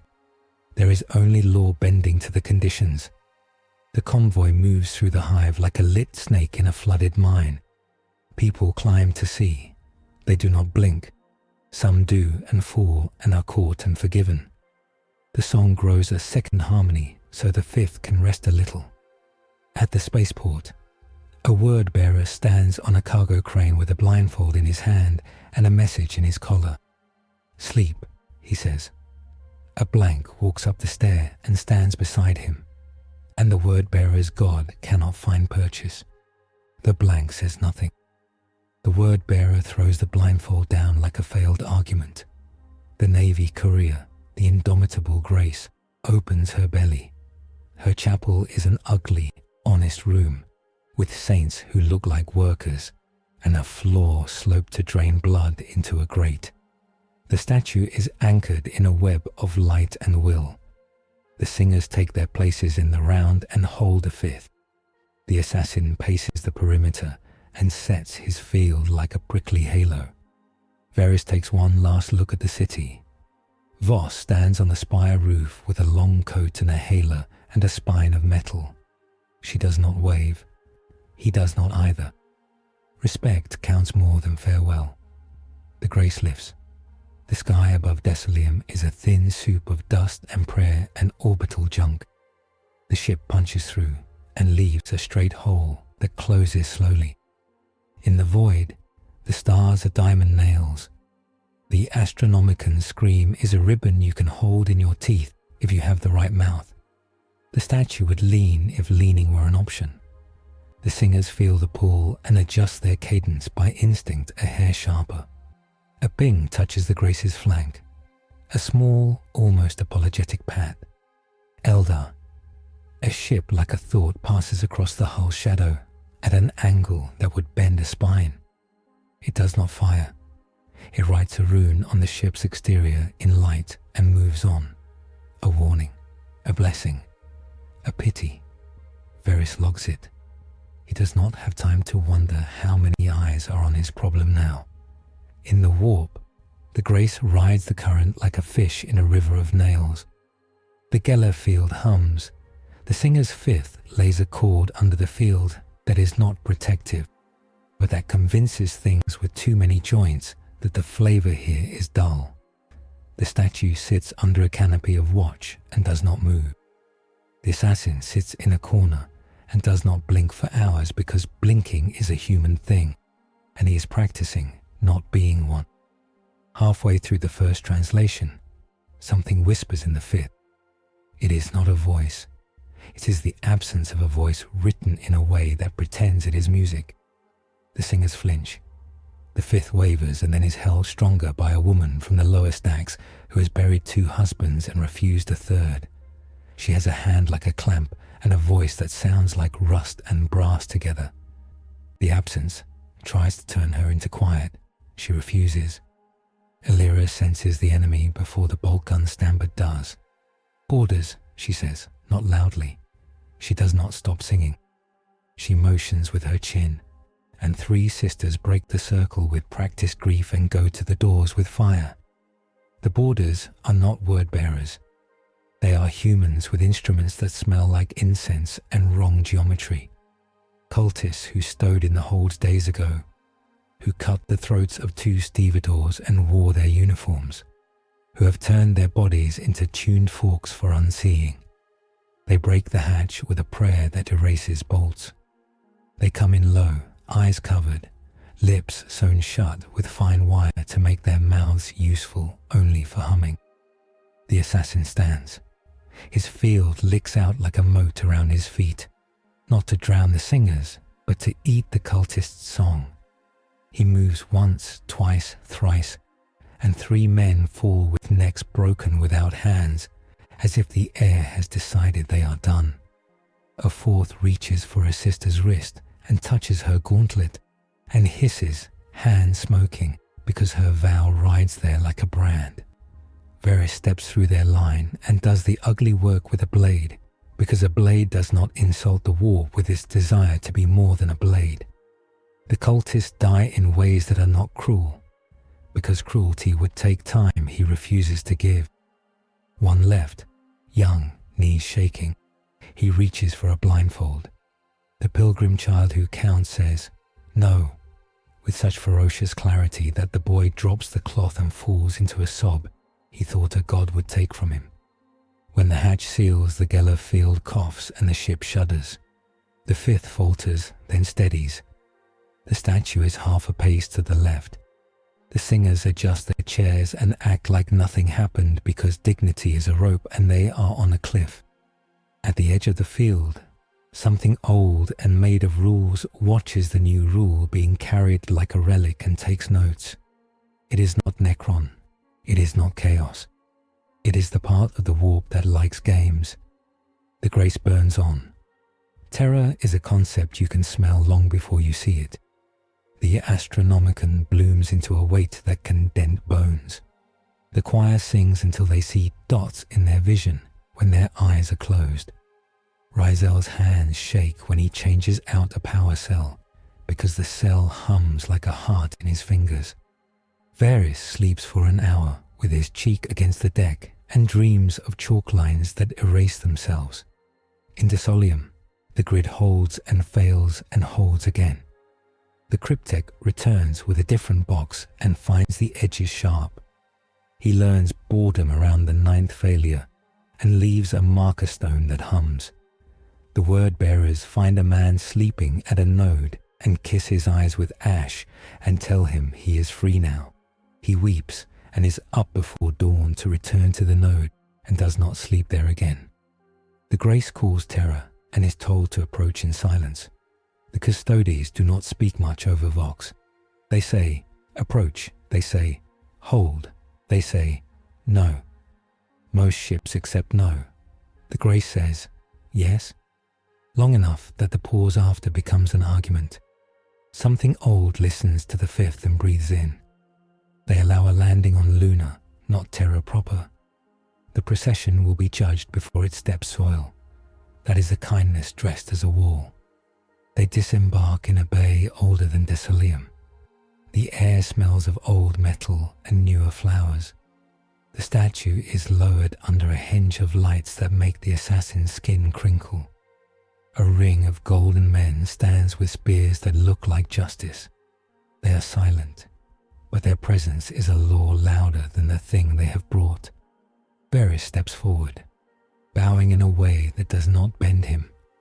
Petition from Desoleum Magna, he says, voice scraped clean. We carry a rule that eats blinking. We learn to live beside it. We need red to bind it to something other than fear. A custodian tilts his helm a measure. He is not impressed. He is not unimpressed. He is a mountain. We will see if you can stand in the presence you have sought, he says, and gestures for the statue to be brought into a chamber where sound is an opinion and eyes are crowds. Behind Veris, the singers reform their circle because even here, perhaps especially here, you do not stop doing what kept you alive. Elyra touches the pilgrim child's shoulder. The child looks up at a ceiling older than all the songs she knows and does not blink. Back in the hive, Voss watches the sky and holds her city by the throat and kisses its brow. She tells a man to wake and he does. She tells a machine to sleep and it refuses, and so she takes it apart with her own hands and the lower stacks cheer because they thought she had no blood. The war flows around the grid like weather. The Necron marker stone hums, and men have to fight the urge to put it in their mouth. The word-bearers write a sermon on a tower in letters so large men walk them without knowing they are reading. The blanks walk and hum nothing and make nothing into a kind of song. On Luna, the custodians array themselves in a ring like the iron at Desoleum, making a geometry with bodies that implies judgment. The assassin stands at the edge of the ring like a confession someone insisted on bringing to a wedding. Rizel shivers, and not from cold. Veris feels his scars itch because old vows recognize new ones and want to be counted again. Step, Elyra whispers, and hundreds of throats echo it in a place where echo was outlawed by men in gold. The statue does not move. It never does, under eyes. They wait for the door inside the mountain to open. They wait without blinking. They have learned patience the way men learn to hate. It takes effort. It is their first weapon. It is also their first wound. The custodian's hand unfurls over a hololith showing Desoleum and the ash plain like a charcoal map. Two vectors converge, he says. Voice a slow iron. Traitor Astartes. Erasure liturgies. Xenos Cryptek. Chronostatic harvest. Their goals intersect. Strip your watch, bottle your rule, and carry it away. Standard counters fail because your counters are the target. Veris stands with the singers behind glass that is not glass but respectful air. We hold with lives, he says. We do not trade them cheaply. The Cryptek learned our grid. He wrote a box for the box. He will try a cleaner cut here. Rizel taps the hololith with one augmetic finger. He will attempt to write 173's law into his lattice. Extract the delta between watch and move. Store it as a constant on a Necron memory plane. If he manages that for even a breath, the law fractures. Our arrest turns into their engine. Elyra keeps her helm under her arm and watches men talk about law as if it were a pipe. Then we do what we did. We put bodies in the math and make it slow. The custodian tilts his helm toward her. Terror is full of bodies with vows. It should sound like pride. It sounds like warning. They test the chamber like soldiers test a rope bridge. One at a time, then two, then with eyes closed to count. The singers seat the fifth into stone. The assassin sets his field at the ring edge and breathes until his heart rate is a metronome that hurts. Veris walks once around the statue's light and puts a palm on the rail that separates them from accident. We'll assume he comes thin, not loud, he says. Translocation whisker, subspace nibble. We want him visible before he writes. He will be arrogant, Rizel says. He will be efficient, Veris corrects. The Cryptek enters without entering. A seam opens between moments and becomes a blade-thin slit of green-black logic, a phasing line that smells like lightning without thunder. It widens to a door no eye would call a door, and a figure steps out as if he has always been there and is bored with being found. Staves hum, glyphs orbit like obedient moons. The air near him stops wanting to move. Dust motes hold breaths like men at the edge of a prayer. Eyes, Elyra says, and the circle tightens their watch until gaze becomes weight. The Cryptek does not look at them. He looks at the statue and sees not stone but a limit. If watched, still. If unobserved, move. He raises a skeletal hand and writes with nothing on nothing. Square inside circle. Line inside square. An angle that should be 90 becomes something smug. The assassin steps forward. His field flares to gnaw the lattice. The lattice eats a bite and keeps its figure. The assassin's head tips 1 degree as if listening to a joke. Veris moves first, because waiting is surrender carved as patience. He crosses the ring with the chain blade down and throws a flash bomb that is mostly sound. The Cryptek ignores it. The bomb's vibration slows in the petal and then resumes outside it, as if the chamber hiccuped. Corners, Rizel whispers into the Vox. Find his corners. He can't hold round an edge at once. Elyra launches two sisters like knives, lanterns high, bolters chattering on safe bursts that mark intervals as much as they kill. Rounds hit the glyphs and right ripples. The Cryptek dips his staff, and one sister's legs forget what legs do for one terrible beat, until the other sister's hand slams into her pauldron and hurls her out of the petal. She retches bile and prayer in equal measure and gets back to her feet, because vows are a kind of glue. The glyphs settle around the statue's forearms like braces. They are absence expressed as shape. They are equations you can wear. They tighten. Fine concrete dust lifts and settles in lines like frost. The rule feels friction for the first time since the machine sang it through. The statue would lean if law allowed. It does not lean. It hesitates. Veris knows what he is seeing even if the words come later. He shouts anyway because the body understands before doctrine. Cut those, he barks. Saws on the rings. Now. Skitare tools bite at emptiness. Teeth squeal on not metal. Sparks fail to exist and then remember how to be sparks when they fall outside the petal, leaving little burns in the chamber's floor that look like punctuation marks. The Cryptek widens his focus a degree, and time pulls thin.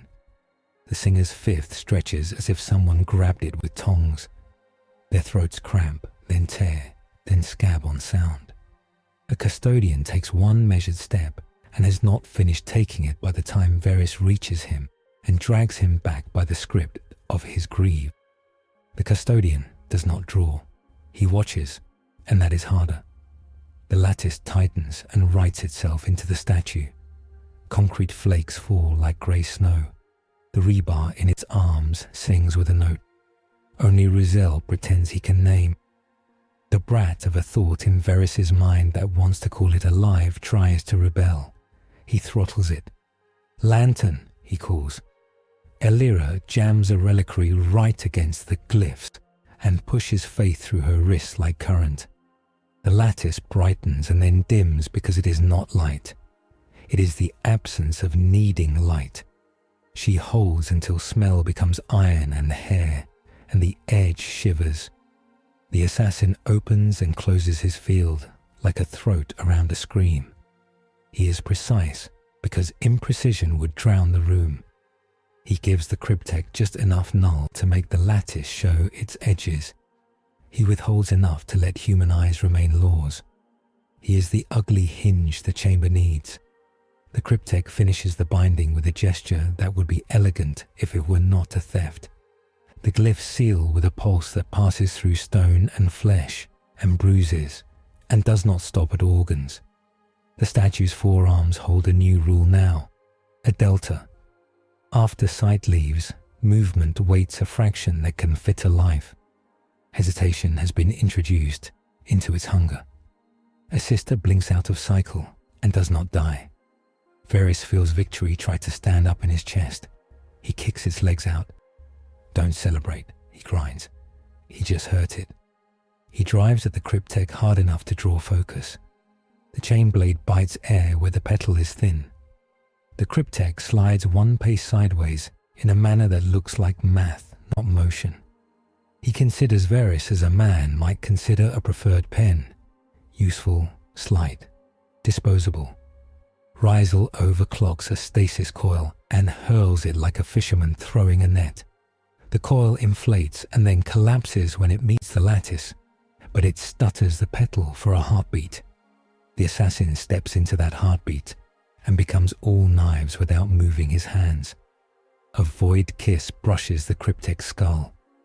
It does nothing obvious, but later the Necron will rebuild a tiny segment of himself with a motion like cleaning a window. Elyra is not watching the Cryptek's skull. She is watching the glyphs married to the statue's arms. She draws a gladius her order keeps for times when mistakes need to be made and measured, and leverages it against a seam. The seam bites back and writes pain up her arm. She keeps pressure until the gladius squeals a note that joins the fifth and makes it bearable. Now, Veris says, and the room shifts from a stalemate to a knife fight with rules. The Cryptek writes a new line and sends it like a snake at Elyra. The assassin cuts the line with nothing. The line regrows from the other end and wraps a Scitarius's thigh. The Scitarius's leg is caught mid-stride and does not know if it is up or down. He shouts a binary curse that could peel paint and shoots his own shin free. A custodian finally moves as a mountain does when it decides the sea has talked enough. He steps through the petal, spear balanced in wrists like scripture, and brings the blade down on a glyph that has the bad manners to be proud. The blade does not bite. The custodian's presence makes a hole in the Cryptek's elegance. The hole is not large. It is enough. Veris goes for the staff. He does not aim to cut the Cryptek. He aims to break the instrument. The chain blade meets the transdimensional head and chips off a sliver of reality that falls like a scale. The Cryptek steps back because he has learned two things. They can find corners, and they will spend gold men like penny knives. He collapses his petal as cleanly as folded paper. The air rushes in. Sound returns to full color. The glyphs on the statue's arms remain. The delay remains. The hesitation is a wound. The Cryptek's parting gift is a small box that is not a box, left on the chamber floor, like a coin with no emperor's face. It hums with a frequency that tastes like dental work. Rizel, against all sense, kneels to see it closer. A recorder, he says thickly. He's leaving us a note. Veris kicks it through the door into vacuum and watches it freeze dry. Another time, he says, to the space where the Necron had been. Another time we will be more rude. The singers sag to knees. Elyra lowers the reliquary. The assassin's field retracts with a shiver. The custodian looks at the glyphs on the statue's arms and inclines his helm by a fraction, acknowledging that rules bled here and were stitched. Codex note: Chronostatic scar 173. L. Necron glyph binding impressed into SCP. 173's forearms introduces a second latency between loss of observation and first movement. Living line of sight still arrests completely. Machine optics remain non-binding. Pariah fields increase latency, but widen unobserved frames. They do not have time to dress the wound with poetry.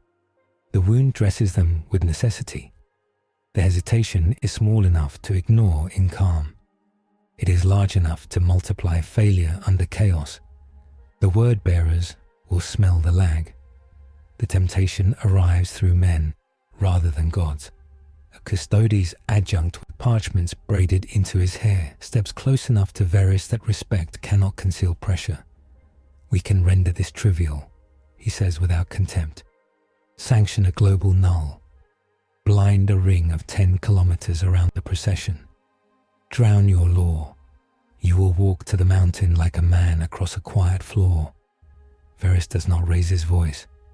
You will also teach every watching soul to prefer unseeing. You will anchor doctrine to ease. When the null lifts, the cost will be paid by those too tired to resume. The adjunct smiles without warmth. Survival first. Elyra speaks before Veris can answer. Faith is heavy, she says. We train to carry it. If you make it weightless for a day, we will never carry it again. We will float and call that virtue. The adjunct's eyes flick to the singer circle and back. He is not touched. He is not a monster. He is what happens when survival is carved into a badge. The throne judges. The throne breathes fire into men for whom judgment is not a rod but a path, Elyra replies. The assassin watches them talk about null like a butcher listens to people discuss knives. He says nothing. He sharpens nothing. He thinks of the lag and knows he can never stand as far away again. His field helped. His field hurt. Word-bearer whispers slip through hatches like drafts. They carry linen blindfolds and ink that does not trust light. They carry dreams. A pilgrim boy who held his eyes open until they bled, sleeps and sees a room with no edges and wakes with a blindfold in his hand he does not remember taking. He brings it to Elyra and asks to be forgiven for having a hand. She wraps her hand in his and says, "I will tie knots for you. You need only cut." Rizel, pale and jittering with math, clutches a slate covered in symbols that only insult his eyes less than the Necrons. "I can tune the fifth to the latency," he says. "Lengthen the rest between notes by mu, so the lag is swallowed by music. Humans will not feel it. The law will." "Do it," Veris says, "and then sleep." "I will sleep when I am dead," Rizel churs. "You will sleep when I tell you," Veris replies, the iron of authority finally showing out of his coat, and Rizel's augmetics click in what might be gratitude. They carry the wound forward, into the next hour like a pilgrimage carries relics with the hole still in them. The custodians deliberate in a room where even whispers wear armor. They send no words back. They send a silence that tastes like patience and judgment mixed. On Desoleum, the lag trickles like poison into timing.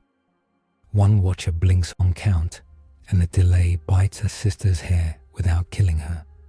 Two men on a node look at each other to see if the other still has will, and in that mutual checking create a whole. The statue moves and chooses not to choose the throat, because the hole closes on a mother, burying her face in her child's hair, to rest and obeys its rule, not a god. Word-bearers frame that near murder into a sermon. "See, your law hurts those you love." Voss steps onto a loading ramp and says, "We hurt those we love when we lie to ourselves about ease."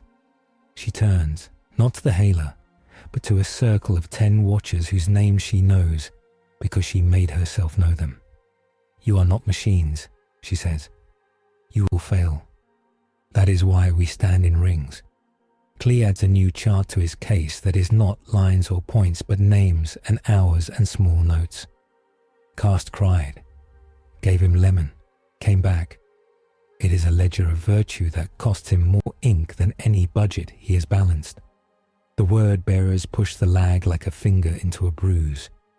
They synchronize their erasure litany with the mu, singing through the fifth's new length. The corridor wobbles and holds. Malek smiles and adjusts his collar of lenses like a man priming an instrument for a solo he wrote to make children sleep. Dead Canivides. The spiritual peril is not death. It is the erosion of the story the city tells itself about why it holds. It is the temptation of efficiency in gold halls. It is the intimacy of a blindfold on a familiar face. It is the understanding that the law they have adopted is now imperfect, like all laws that are worth anything. Sacred intervention comes as a breath through stone. Nothing moves. Everything understands. A pressure settles in the lunar bay with the weight of all eyes that ever believed in days after this one. Dust lifts on the statue's shoulders and hangs like a halo of grit. The singer's fifth stops hurting for one measure and then hurts worse, because gifts are not free. A custodian bows his helm a millimeter. "The master of mankind hears," he says, almost under the sound that is not sound. He does not intervene. He permits trial. Elyra's eyes water, and she deliberately does not blink. "Good," she says. "Then we are still men and women." The Cryptek scar pulses once, as if acknowledging a more senior god. He's not moved. He's interested. He writes a note into the void where anyone with his tongue could read it. Law persists at apex observation density. Latency introduced. Continue harvest attempts. Avoid golden men. In a script that tastes like formaldehyde. Veris calls a council that looks like a confession. Rizel, Klee, Elyra. The assassin. The custodian adjunct. A navy chaplain with hands like a dock worker's, and eyes like a man who has seen storms separate ships from names. They stand under an image of terror that does not need rendering to awe. We cannot go back, Veris says. We cannot set this down and say we tried. We have a wound that will grow unless we stitch it to something larger than us. We carry it to the throne. The adjunct nods once. Provisional clearance for approach has been granted. The Sisters of Silence will walk your outer ring if you accept the cost. The cost is our singer's pain, Elyra says, not their silence. We do not replace a drone with a hole. Noted, the adjunct says without sarcasm.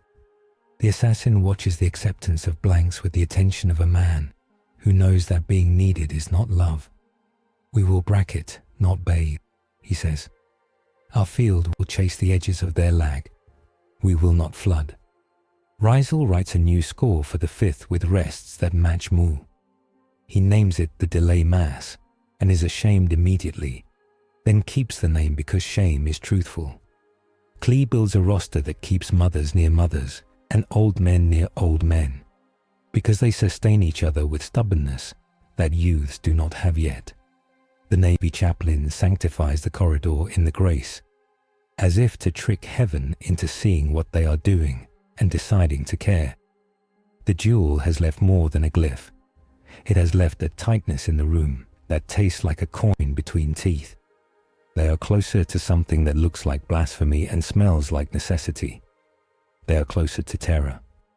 They are closer to the part where asking turns into being seen by something too bright to be kind.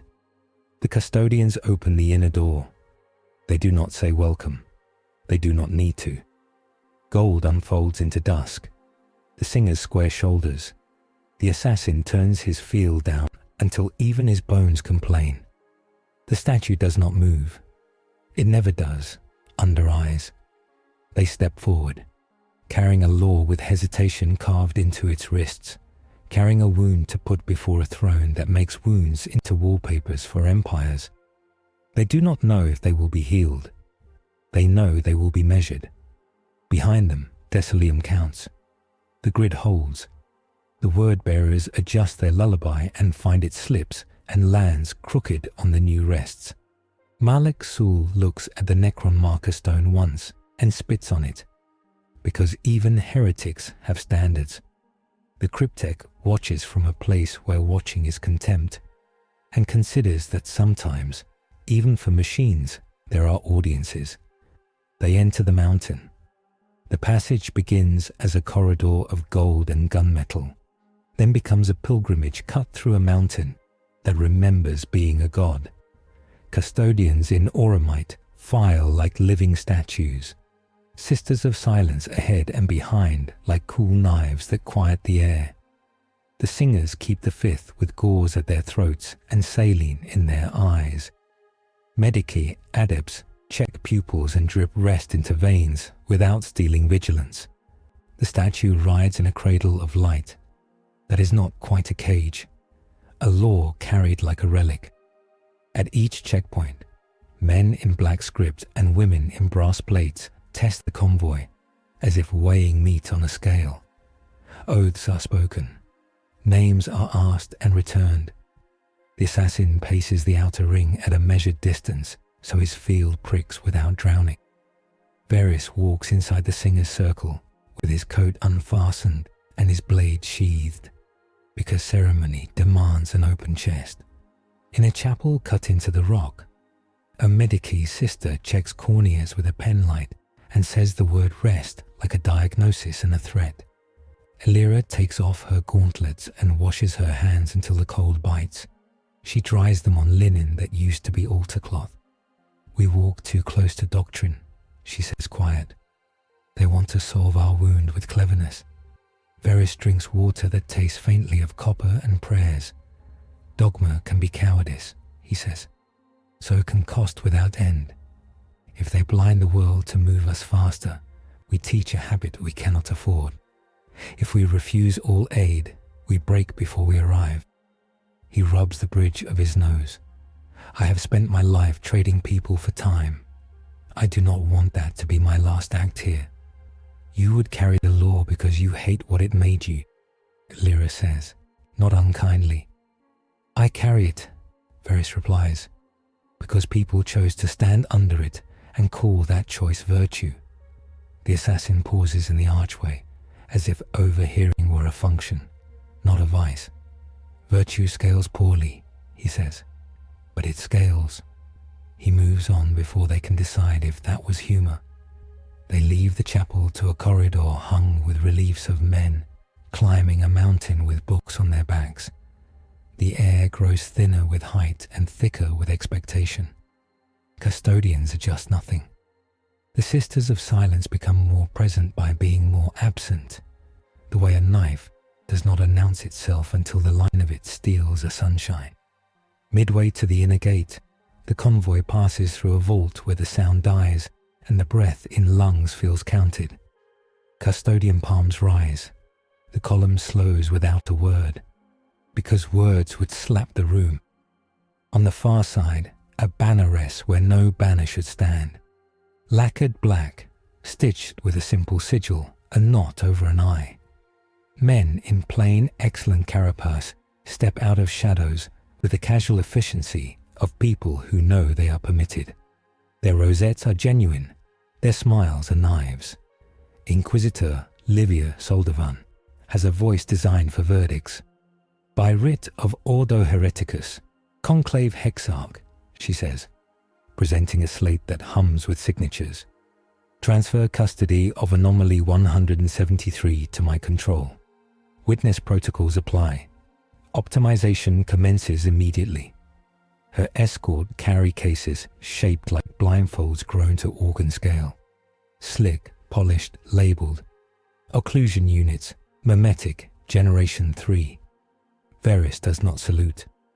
Optimization toward what outcome? He asks, knowing what she will say and needing her to hear herself say it. A battlefield instrument that removes the enemy's eyes, Soldavan says with no malice. A walking denial. No human watchers, no songs, no cost beyond deployment and recovery. She glances at Elyra. Your singers can rest. Your city can blink. Elyra's lip scars pale. You would build a world where no one needs to choose watch, she says. That is not mercy. That is theft. Soldavan signals, and her acolytes unfurl the first occlusion unit. It looks like a halo and a gag mated. Its inside surface glitters with lenses that are not lenses. Its outside is the color of fresh linen. This applies memetic blindfold protocols to a volume, she explains to the custodian adjunct. It reframes unseeing as savaivty in observers, reducing panic and error. Then the unit emits a patterned absence that the entity reads as permission. It moves on rails we lay, not on hunger. The custodian adjunct neither nods nor shakes his head. He's a wall. This is terror, he says. You stand on the ledge of audacity. Soldavan's eyes flick to the singers. Audacity built this place, she says. Then it forgot itself and called for getting faith. The assassin takes one step that is not permission and makes it look like permission. Your units induce unseeing, he says. They will spike the lag in the glyph. They will turn Mu into a door. Soldavan does not look at him. The lag can be tuned around, she says. Music has rests. We write better rests. Veris feels the argument turning slick, which is how men bleed without noticing. He puts grit into it. Your protocol uses denial as a virtue, he says. It will outlive you. You will teach a generation to prefer blindfolds because they work. One day, there will be no singers left, only engineers. Soldavan's smile is almost pity. Engineers built your corridor. Saints carried it, Elyra says. Sisters of Silence shift in the outer ring. Their blank presence deepens, a warning without word. The custodians shift nothing and become heavier as an idea. Soldavan's acolytes bring the occlusion unit within arm's reach of the light cradle. The air tastes like chalk and linen and the inside of a closed book. The first unit opens with a whisper. The singers flinch, then square. Elyra lifts a gauntlet. "No further," she says, voice level. "You are too near a line." "And you are too in love with it," Soldovan answers. "We move the line or we die on it." She snaps 2 fingers. "Deploy." The unit closes over the cradle's top like a lid that lies. The light inside becomes tasteful, not fierce. The 5th softens because the unit reframes roughness as error. The statue, under living eyes, remains still and feels the false permission pressed into the room like heavy cloth hung over a window. The glyph lag twitches like a nerve. The assassin steps sideways, field widening by a hair to eat the membrane of the occlusion unit's presence. The unit's inner pattern hums louder. Elyra leans her lantern in until it kisses the unit's rim and leaves black on gold. Veris catches Soldivan's wrist. They do not look like old friends, but the hand knows the hand. "Stop," he says. "You never learned to like solutions," she replies. The world holds that brittle balance for a breath that might be an eon. Dust floats, names weigh. Something happens that does not belong to any of them. The rock under their feet expels a breath like a kiln sighing. A gold moat storm ripples down the corridor, invisible except as taste and the sudden conviction that what you are doing is being watched by an eye that is neither kind nor cruel, only exact. The occlusion unit's pattern hiccups, a line of linen unraveling by 1 stitch. The 5th leaps in volume by its own will. The statue stays still because what looks at it now looks at everything. Soldivan's pupils dilate and then contract until her irises are rings. She steps back as if her body bowed despite her pride. Her acolytes lower the unit without being ordered. The custodians do not move, but some of the gold in the hall seems to decide to be more gold. Elyra inhales once, deeply, like a diver who found a surface. "We proceed," she says, without blindfolds. Soldovan looks at Veris with a face stripped to bone honesty. "If you are wrong," she says, "your city dies." "If I am right," he answers, "your cure would have killed the part of the city that makes it worth saving." She nods once, a courtly concession inside a defeat. She signals her people away and speaks without looking back. "I will write a dissent," she says. "I hope it is unnecessary." The convoy moves again with the delicacy of a surgeon taking hands off an artery. Medicae check throats. The assassin retunes his distance to an exact quotient of pain and utility. The singers hold the 5th in the new key Rizel gave them. The custodians are satisfied because the mountain did not object. And here, that matters more than signatures. They pass into the palace proper. Pressurized galleries hung with banners that have seen crusades rise and rot. Causeways as wide as Hab streets, where the floors are reliefs of battles no one remembers, but everyone walks carefully.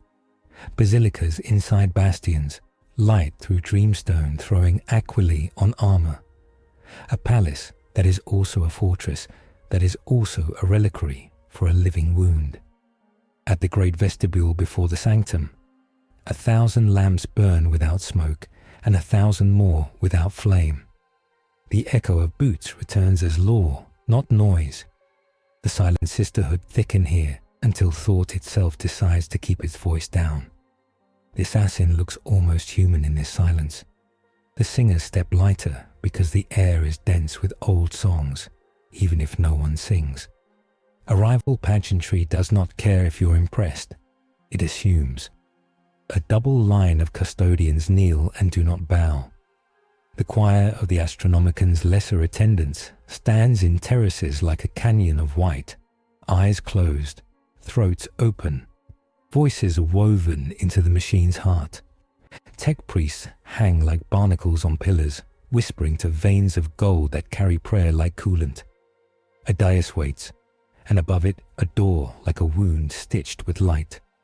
Voss is very far away, on a hive roof, but the taste of this room reaches even there by rumor alone. Men stand straighter in Desoleum without knowing why. A word-bearer falters mid-lullaby and snarls at a sky that refuses to be properly indifferent.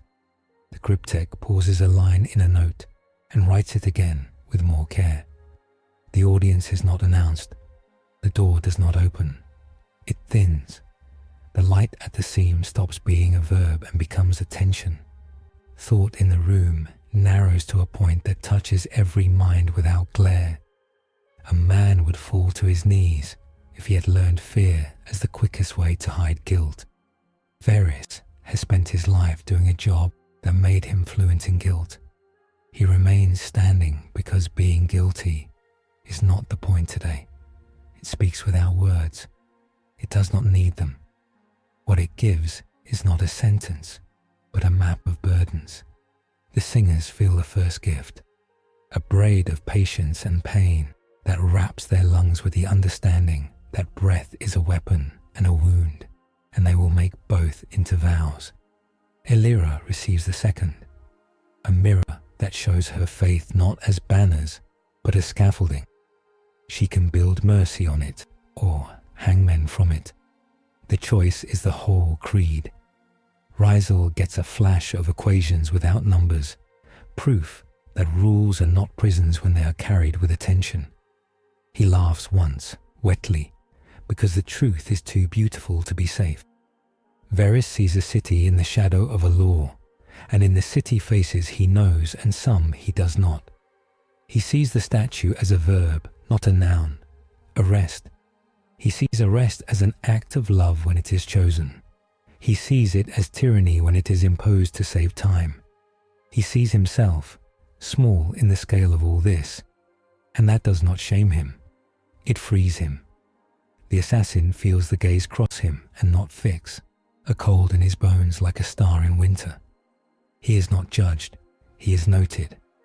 He understands that he will never be loved, but can be necessary without becoming poison if he stands at the edge and never in the center. He does not flinch. That is the most human thing he has done in years. A shape of meaning settles over the statue, and the glyphs on its arms burn without light for a heartbeat. The lag is acknowledged. The law is accepted, not broken, not sanctified, placed. A quiet enters the room that is not silence. It is the absence of argument. The custodians lower their spears by a centimeter in a gesture that says the mountain approves. Elyra dips her helm to her breastplate, not a bow, not theatre, a nod between equals, her vow and the yawning need. Veris inclines his head. He does not smile. The door tightens again. The light returns to being a verb. The world resumes the noise of being manageable. They withdraw from the dais without turning their backs. At the threshold, the custodian adjunct speaks as if reading a charge from a law older than parchment. Judgment is not an end, he says. It is a beginning with teeth. You will receive an operating writ and a leash. The writ binds you to mercy.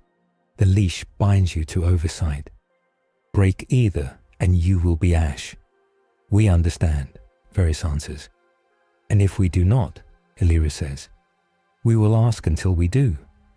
They are given rooms inside the mountain to rest, which means saline lines, Medicaid chants, and sleep that is not deep enough to dream treason.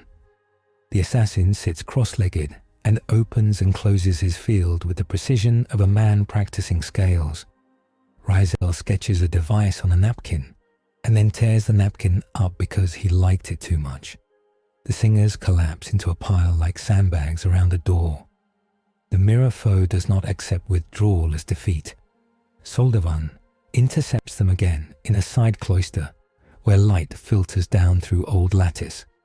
Her acolytes are fewer. Her voice is thinner because the mountain has opinions, but opinions are not orders. I cannot allow you to walk poison into policy, she says, quieter, almost intimate. You will make watch into a fetish. You will build a class of eyes and call them saints. You will burn those who close theirs for good reasons. Veris does not pretend she is wrong. We will if we're lazy, he says. So we will not be lazy. You will be tired, she says. Tired men choose slogans.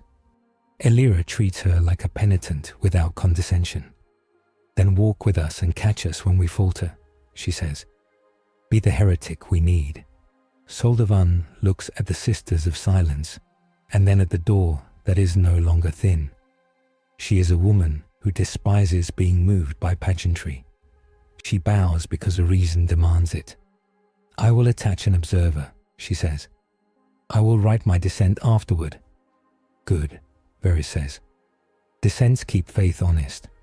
They move again, now with gold behind them, not just in front. The sanctum's outer gates open with the sound of law deciding to be generous.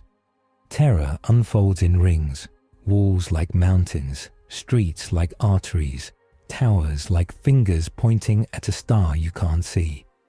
They pass through to the lunar docks again, a small procession carrying a piece of a new idea. Power scaling interlude. G2. Under the mandate implied by the throne's audience, SCP-173's rule remains inviolable.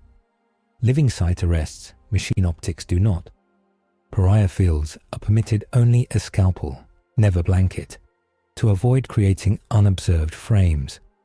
The Necron-induced M latency is fixed and can be musically masked but not erased. Emergency doctrine assumes a one-heartbeat risk envelope after any blink.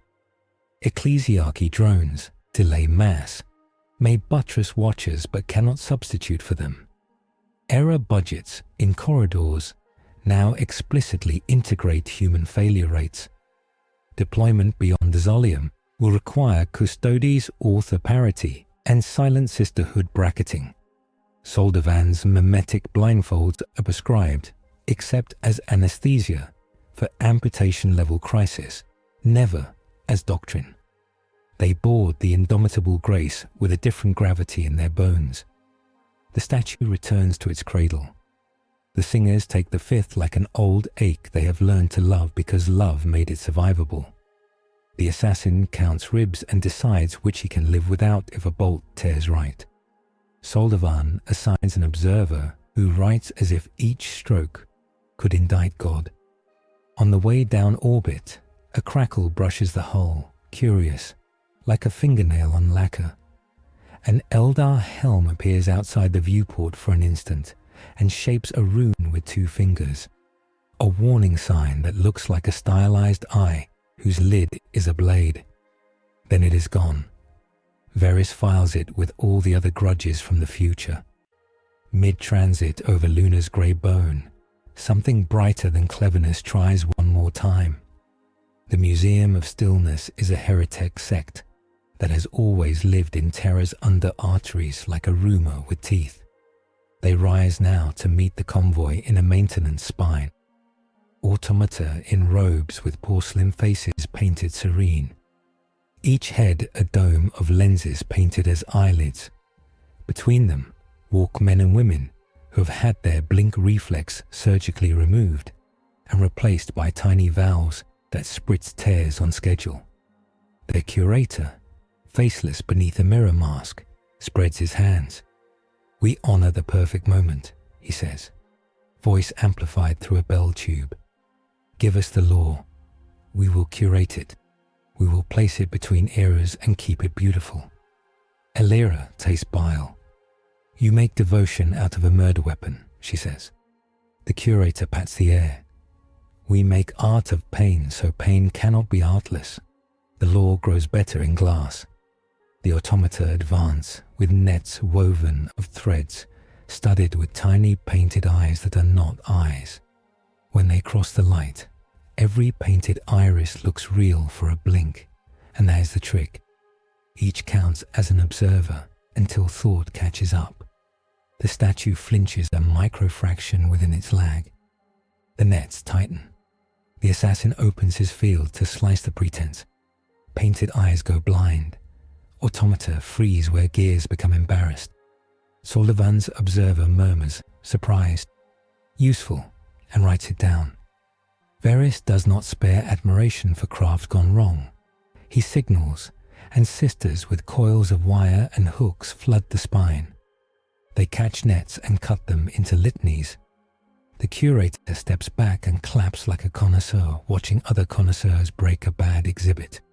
You cannot resist curation forever, he says. This world likes its monsters tidy. The light goes thin again. A moated breeze whispers down the spine.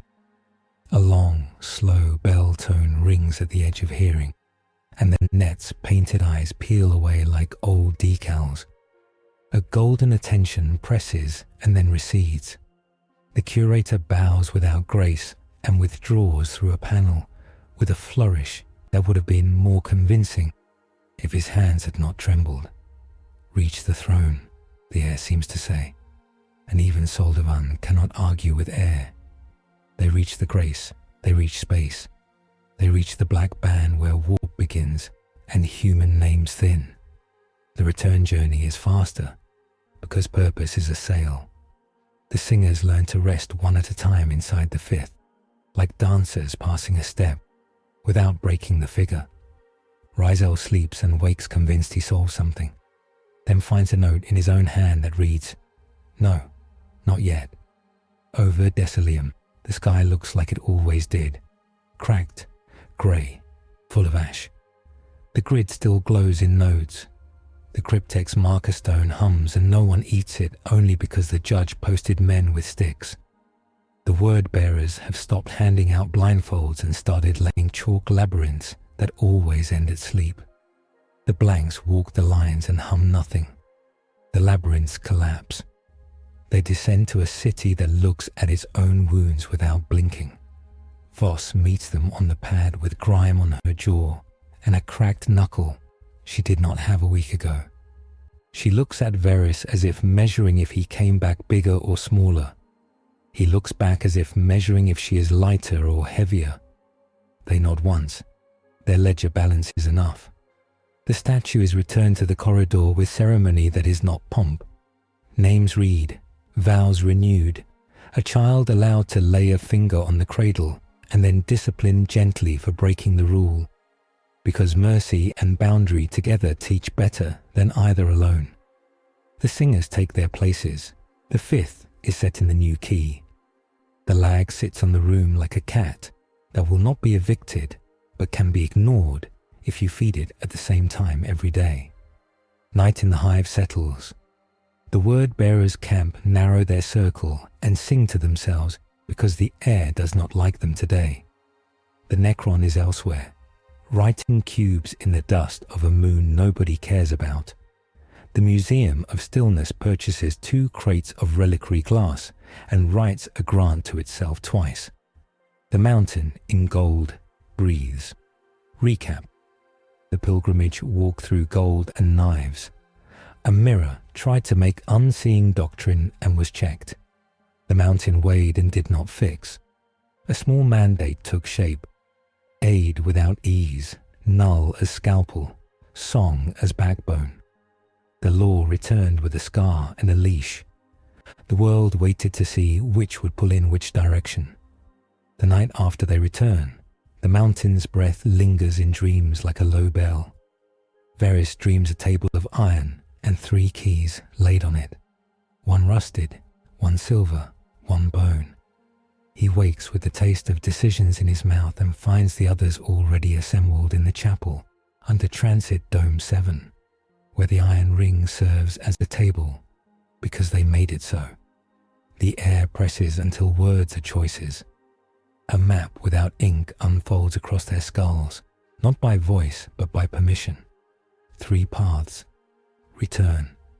Wrench the law back along the song that brought it, through machines and numbers and the draft of the Astronomicon. Risk that every ledger and lesson they've written will fade like steam. Risk that Desoleum will blink and find it never learned to count. Free agent. Unchain the law. Weaponize it. March it like a hunger into the enemy's houses. Save today with cheap costs and buy 1,000 tomorrows of schism. The habit of unseeing turned into policy because it works. Sanction servant. Bind the law into writ and ring and vow. Lose ease. Lose autonomy for men who prefer clean answers. keep mercy as a rule that hurts and saves. The pressure eases. The knives and lanterns and scars in the room seem to weigh a gram more. The custodian adjunct's head tilts, as if to admit the map existed. Elyra puts her helm on the ring and speaks first, because she has been speaking in this language for years. Return is cowardice, dressed as humility, she says. Free agent is pride dressed as victory. We choose the third or we stop being worth the blood already spent. Voss looks at the window, where morning is a bruise again. The third cost the faces I know, she says, but it pays back with the ones I might know later. Soldivan, arms folded under the mountains, quiet, admits a sentence she would rather not. Weapons must be rules or they eat masters, she says. If we walk free agent, I will spend my career hunting your children. Rysel stares at his hands. I love solutions, he whispers, ashamed. But I love the right problem more. The assassin does not ask for a vote. You have chosen watch over comfort, he says. My field will stand at the edge. If I step in, you will pull me back. Veris writes the decision with his mouth. Sanctioned servant, he says, voice iron. We bind a law to a leash and tie the leash to a creed. The room seems to nod. They make a rite of it, because rites teach hands what minds forget. Elyra brings out a strip of parchment with names the city gave her, stained with salt water and blood. Voss lays her chain of office beside it, the gold dull with dust. Rysel wheels forward the stasis crate, not to close but to dismantle. His augmetics unscrew its hinges, so a small part of neat solutions dies. The assassin uncoils a thin black cord and knots it once around the cradle's rail. Symbol, not shackle. They clean the glyphs on the statue's forearms with oil that does not burn and ash that does. Elyra paints over the Necron scars with a single line of gold leaf that refuses to be only beautiful. Across that line she writes in block hand with a scribe's gravity. Lex Vigilans. Beneath it, an open eye eclipsed by a small aquila, not dominating. Married. Rysel inset 2 rings of sanctified iron at wrist and elbow, weak as metal, strong as story. The child who counts lays one finger on the gold and says, still, with such fierce sincerity that the paint seems to decide to dry faster. The moment they finish, the word-bearers test the leash with a howl of structured sleep. Malek Sul comes in a column of scripture that eats edge and sends men's chins to their chests. On the ash plain, a new sarcophagus opens like a lesson, and the Cryptek's box steps forth again, sharper, the corners honed to cut pride and law.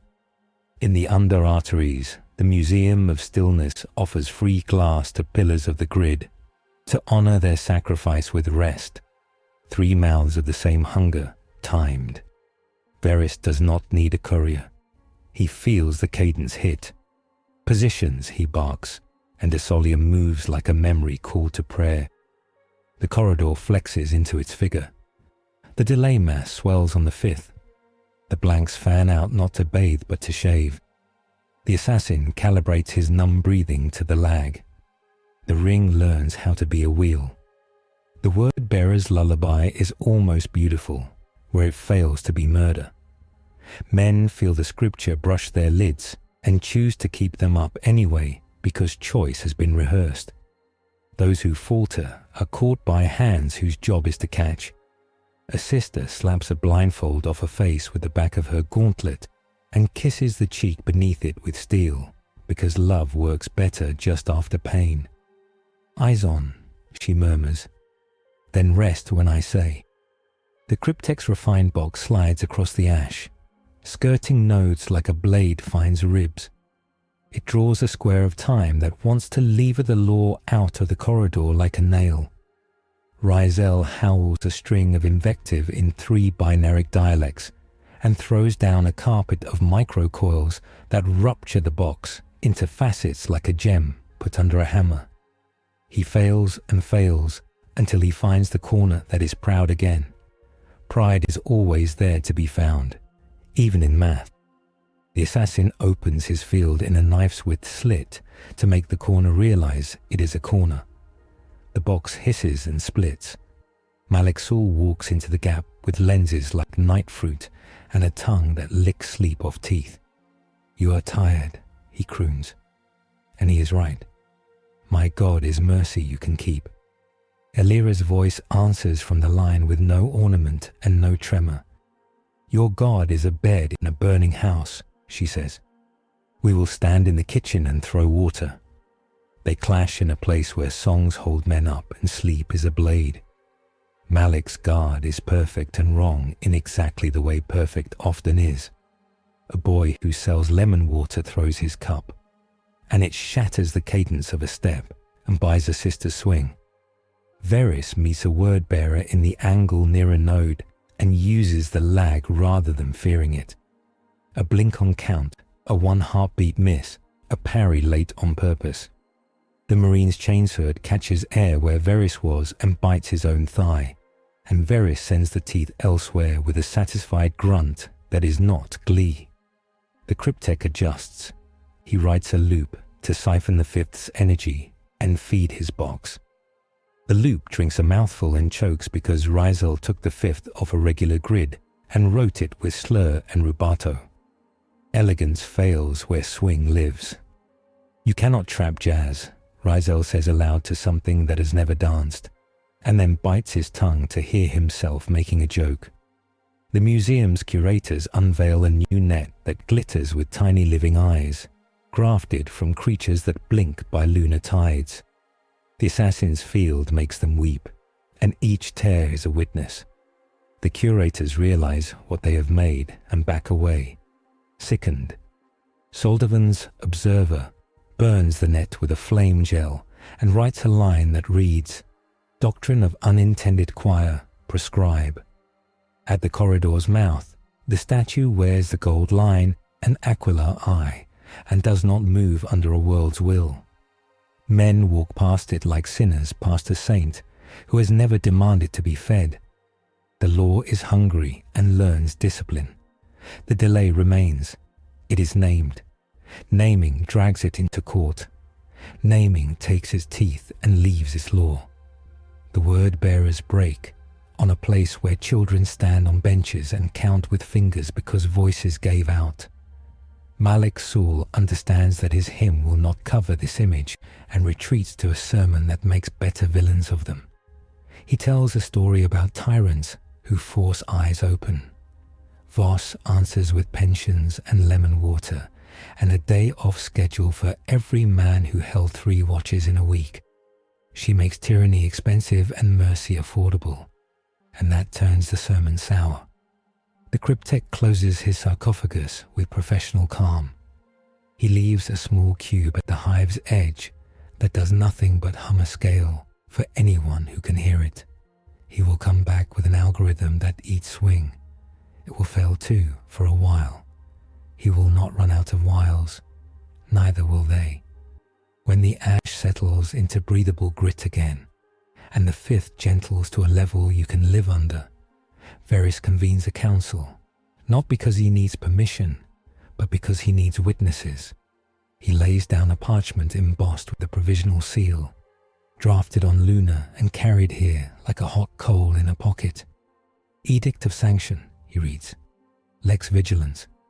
The boundaries fall like nails into wood. Living watch is law. Machine eyes do not bind. Recordings do not count. A soul must say yes to the weight. Pariah fields may bracket only. They may never bathe.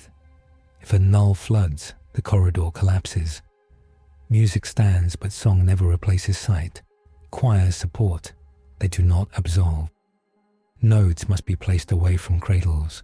The poor, the sick, the small, unless consent is written and voluntary. Watch is civic, not punitive.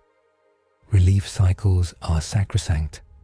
A watcher who sleeps on watch is rotated out, not scourged. A man who apostatizes into unseeing is met with lemons and a chair first. Chains only if his sleep is a knife. No mimetic blindfold doctrine. Occlusion units are tools for surgeries, not diets. Soldivan's observer is empowered to shout the word anesthesia and none other. Latency is policy. Every plan assumes one heartbeat of failure, not to excuse it, but to catch it. Riddle authority is split. Ordo Xenos and Ecclesiarchy co-sign deployments. Silent Sisterhood brackets each. Custodes parity required off-world. Governor Voss reads them with a finger following like a child learning letters. She nods at the lemon line as if it matters most. The city can live under this, she says. We can look and rest and not learn to prefer blindfolds. Elyra signs with a thumbprint of oil and ash. My sisters will sing the fifth at birth and burial, she says. Let the children think it is part of air. Rizal scrawls in Binaric and Low Gothic both. I will build blink clocks that honor men, he says. They will not chime when you do not ask. Soldivan adds her name with a line under it that reads, in smaller script, dissent filed and held in abeyance. She meets Veris's eyes after and allows one corner of her mouth to admit that being wrong in this way is survivable. The assassin does not sign because that is not his function.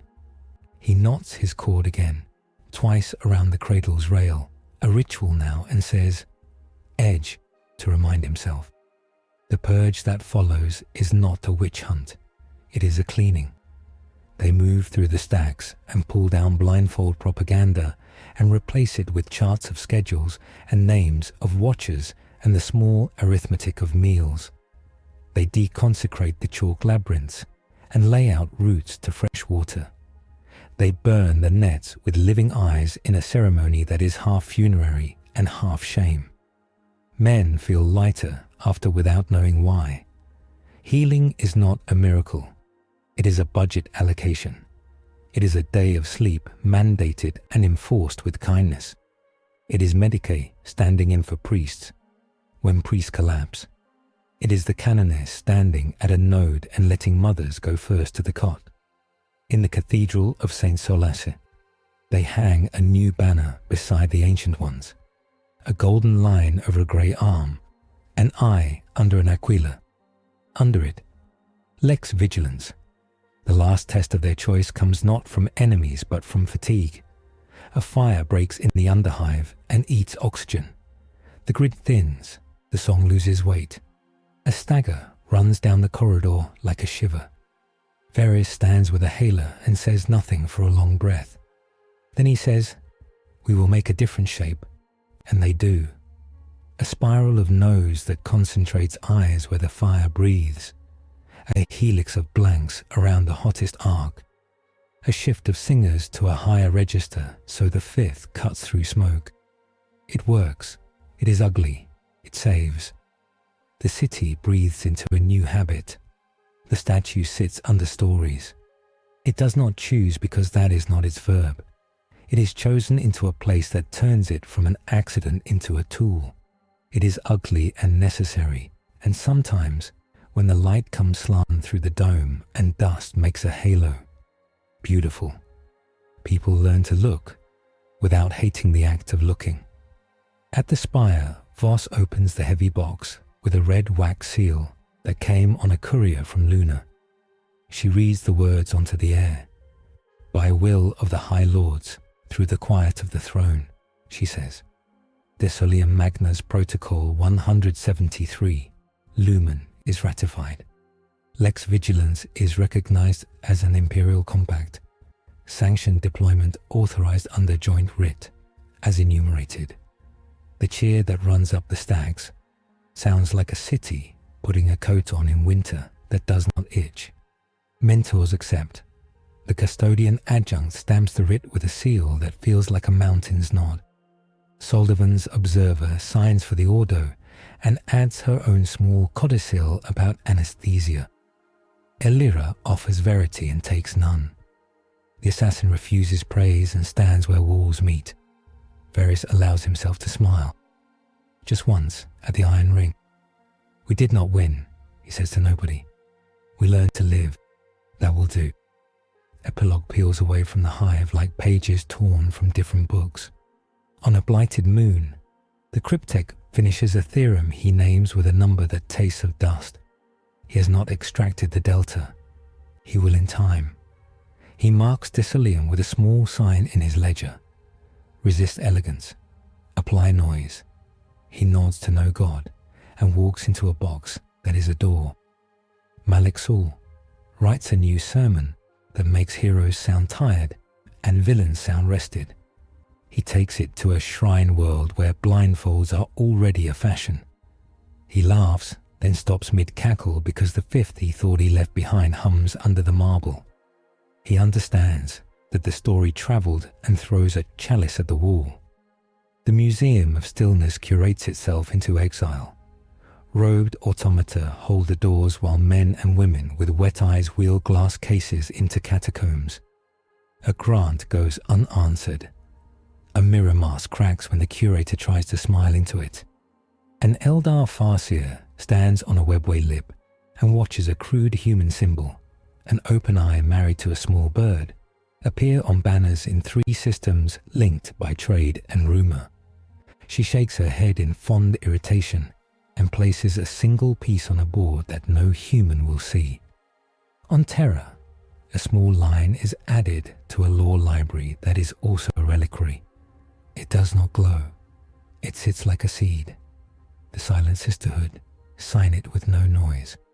In Desoleum, a blind man sells lemon water under the iron ring and tells a child how to count the rests between the fifth. The child holds a wooden aquila in one hand and an eye charm in the other, and thinks they look well together. He will build blink clocks when he is grown. He does not know this. He feels it. The statue stands in its cradle under 10,000 eyes and holds still. It is ugly. It is holy, because the city decided it was. There is gold on its arms now, a scar turned into a sentence. Sometimes pigeons sit on it and do not die because rules have edges. At night, the Astronomicon screams over the hive like weather. The scream tastes less like hunger when you are not using it to justify taking something easy. The fifth threads beneath it and men sleep without shame because they rose when asked. The mountain is far away and present. Above, a Navy transport slides out of orbit painted with a new nose mark, the aquila bent into a watchful eye. Its captain has orders not to deploy the mark without writ. He has a song in his throat anyway. The last image is simple. A woman pauses at the corridor's lip with a basket of bread and a baby strapped to her chest. She looks at the statue, then at the node where her husband stands, lids fluttering on count, mouth open to a song he cannot sing. She blinks and does not feel like a traitor. She steps forward, and the whole city steps with her, eyes open, one heartbeat at a time.